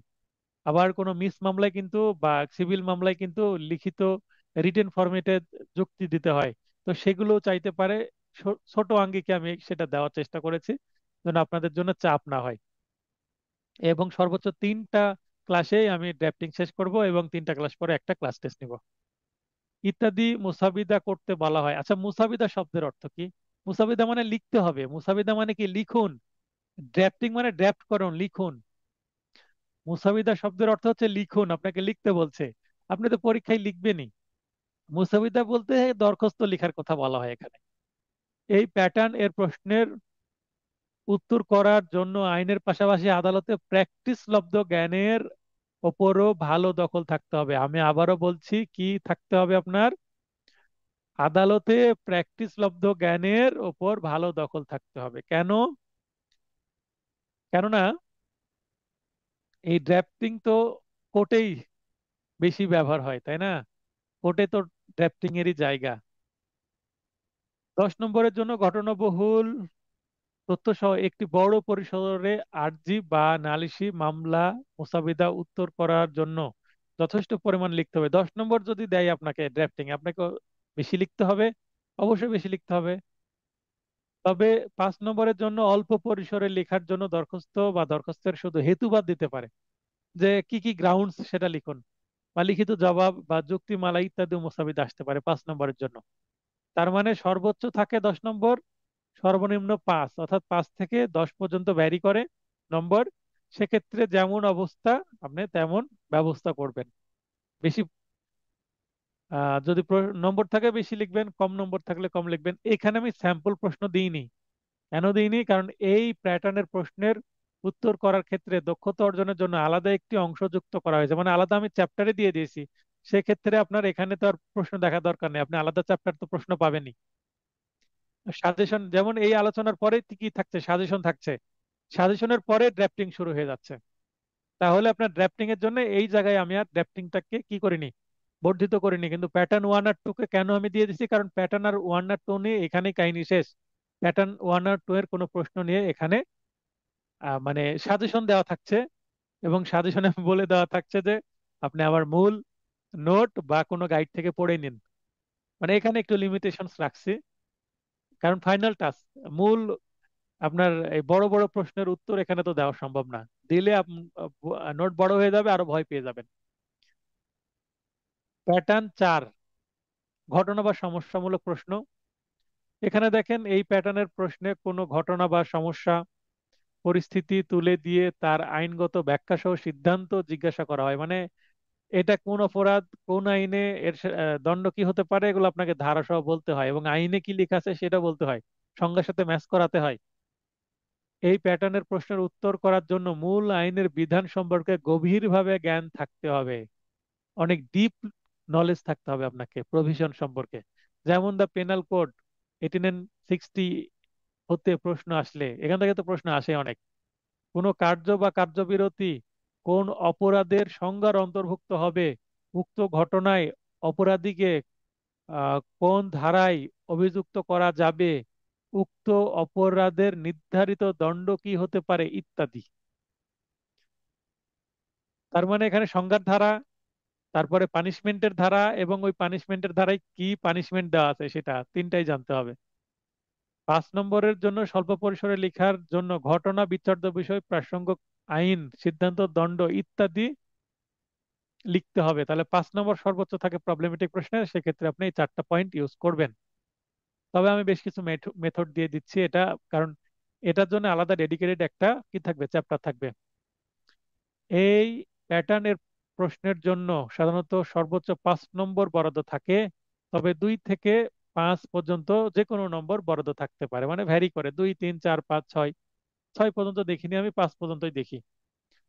সেক্ষেত্রে প্রশ্নের জন্য বরাদ্দকৃত নম্বর অনুযায়ী উত্তরের পরিধি কম বা বেশি করতে হবে, অর্থাৎ যেমন অবস্থা তেমন ব্যবস্থা। এই যেমন অবস্থা, এই অবস্থা যদি বুঝতে না পারেন পরীক্ষার হলে, তাহলে ব্যবস্থা কিন্তু সঠিকভাবে করতে পারবেন না। আপনার বাসায় এক বান্ধবী আসলো, বান্ধবী নুডলস খেতে পছন্দ করে, তাকে নুডলস রেঁধে খাওয়ানোর চেষ্টা করতে হবে। যদি না থাকে, আশেপাশে দোকান থাকলে এনে রেঁধে খাওয়াতে হবে। আর যদি সে পাস্তা পছন্দ করে, চেষ্টা করতে হবে পাস্তা খাওয়ানোর। মানে যাই যেমন পছন্দ করে তাই তাকে তেমন দিয়ে আপ্যায়ন করতে হবে, অর্থাৎ প্রশ্ন যেমন চাইবে তেমন দিতে হবে উত্তর। এই প্যাটার্নের প্রশ্নের উত্তর করা সবচেয়ে কঠিন। আমি আবারও বলছি যে এই প্যাটার্নের প্রশ্নের উত্তর করা সবচেয়ে কঠিন, আমার স্টুডেন্টরা তাই। আবার এই প্রশ্নের প্রশ্ন তৈরি করাও সবচেয়ে কঠিন। প্রশ্ন তৈরি করতে সময় লাগে, এই টাইপের প্যাটার্নের প্রশ্ন, ঘটনাকে সাজানো লাগে। তো প্রশ্নের উত্তর করা কেন কঠিন? তবে প্রশ্ন বুঝতে পারলে ও সঠিকভাবে উত্তর করতে পারলে 5 নম্বরের মধ্যে 5 পাওয়া সম্ভব, ম্যাথের মতো, অঙ্কের মতো নম্বর। 5-এ 5 পাবেন যদি বুঝতে পারেন। এখানে দেখেন একটা মজার কথা লিখছি, সমস্যামূলক প্রশ্নের উত্তর করার জন্য ভাবতে হবে বেশি, লিখতে হবে কম। এই পয়েন্টের সাথে একমত কে? হাত উত্তোলন করেন। আকাশ ভাই, আকাশ ভাই লাইন আসবেন। আসসালামু আলাইকুম স্যার। ওয়ালাইকুম আসসালাম। আমি কি বললাম? সমস্যামূলক প্রশ্নের উত্তর করার জন্য আপনাকে ভাবতে হবে বেশি, কিন্তু লিখতে হবে কম, কথা সঠিক? জি স্যার, এখানে আসলে তো বেশি কিছু লেখার নাই। কিন্তু আগে আপনার এটা শুরু করার আগে 2-3 মিনিট আগে ভাবতে হবে, তাই নাকি? প্রশ্ন পড়তে হবে বারবার। জি রুবেল স্যার। ভাই বলেন। আচ্ছা স্যার, আপনার এই স্টেটমেন্টের সাথে স্যার সহমত জ্ঞাপন করছি, কারণ এই, একবার ধরতে পারলে স্যার সমস্যাটা, তাহলে যে 4টা ক্রাইটেরিয়া বলছেন বা ইলেমেন্ট, এগুলোকে সাজায় দিতে পারলেই স্যার এই শতভাগ নাম্বার পাওয়া যাবে আর কি স্যার, আশা করছি। তাহলে এই মানে আমার নোটে 2টা পয়েন্টকে তো আমি বেশি হাইলাইট করছি, একটা হচ্ছে ড্রাফটিং আর একটা হচ্ছে এই জায়গাটা। এবং নোটে এখানে প্রচুর পরিমাণে ড্রাফটিং এবং প্রচুর পরিমাণে প্রবলেমেটিক প্রশ্ন থাকছে। তাহলে এই জায়গায় যদি আপনাদের স্কিল আমি ডেভেলপ করে দিতে পারি, তাহলে আমার স্টুডেন্ট তো পাস নিয়ে কোনো সমস্যা হওয়ার কথা না। ভালো স্যার। আচ্ছা, এরপরে বলছি এই প্যাটার্নের প্রশ্নের উত্তর করার ক্ষেত্রে দক্ষতা অর্জনের জন্য আলাদা একটি অংশ যুক্ত করা হয়েছে, তাই এখানে প্রশ্নের ধরন, কি কি প্রশ্ন বিগত সালে এসেছে সেটার স্যাম্পল কি এখানে আমি দিচ্ছি না, আলাদা অংশ থেকে আপনি পেয়ে যাবেন, অর্থাৎ ওয়েট করতে হবে। প্যাটার্ন 5, পার্থক্যমূলক প্রশ্ন। এই প্যাটার্নের প্রশ্নে 2টি বা 3টি টপিকের মধ্যে পার্থক্য লিখতে আসতে পারে। চুরি এবং বলপূর্বক আদায়ের মধ্যে পার্থক্য লিখুন। এ বলতে পারে 3টি। কেউ কি দেখেছেন যে 3টি টপিক একসাথে দিয়ে পার্থক্য লিখতে আসতে পারে? এরকম কেউ কি দেখেছেন? উদাহরণ দিতে পারবেন এই মুহূর্তে? 3টিও আসতে পারে, মনে করেন চুরি, বলপূর্বক আদায় এবং দস্যুতা দিয়ে দিল, 3টার মধ্যে পার্থক্য লিখুন। এই স্টাইলেরও কিছু প্রশ্ন রাখছি আমি। এই প্যাটার্নের প্রশ্নের উত্তর করার জন্য মূল আইনের বিধান সম্পর্কে গভীরভাবে জ্ঞান থাকতে হবে, কারণ গভীরভাবে জ্ঞান থাকলে কিন্তু আপনি লিখতে পারবেন, তাহলে পয়েন্ট আউট করতে পারবেন বেশি। সিলেবাসভুক্ত 7টি আইনের বিভিন্ন টপিকের বিষয়ে কনসেপ্ট ক্লিয়ার থাকতে হবে। ক্লিয়ার না থাকতে পারলে তো আপনি পার্থক্য বুঝতে পারবেন না। সাদৃশ্য বৈসাদৃশ্য থাকতে হবে, থাকে।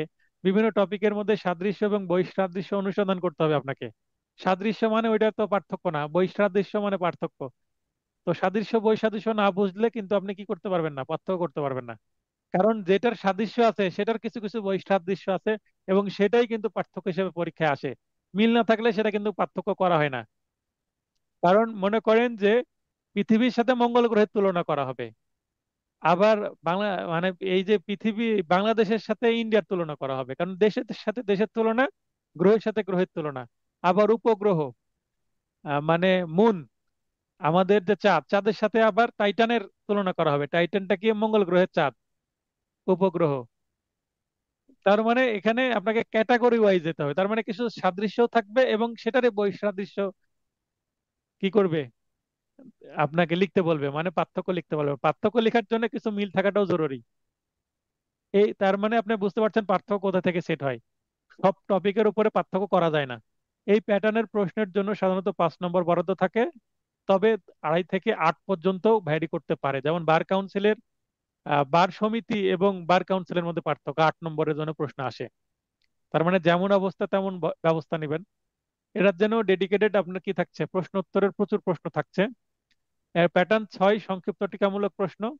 এটার জন্য 1 থেকে 5 পর্যন্ত আসে, এবং এখান থেকে প্রচুর প্রশ্ন আমি সেট করছি।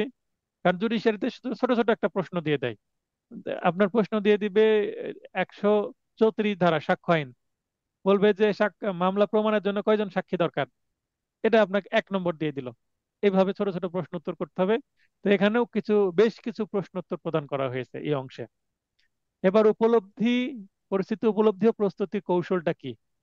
প্রশ্নের স্ট্রাকচার ও প্যাটার্ন সম্পর্কে জানার পর আশা করছি বুঝতে পারছেন যে প্রশ্নপত্র কেমন হয় এবং প্রশ্নের ধরন কেমন হতে পারে। এখন আপনাদের কাজ হচ্ছে এমসিকিউ পরীক্ষার ধারাভিত্তিক প্রস্তুতিকে লিখিত পরীক্ষার টপিক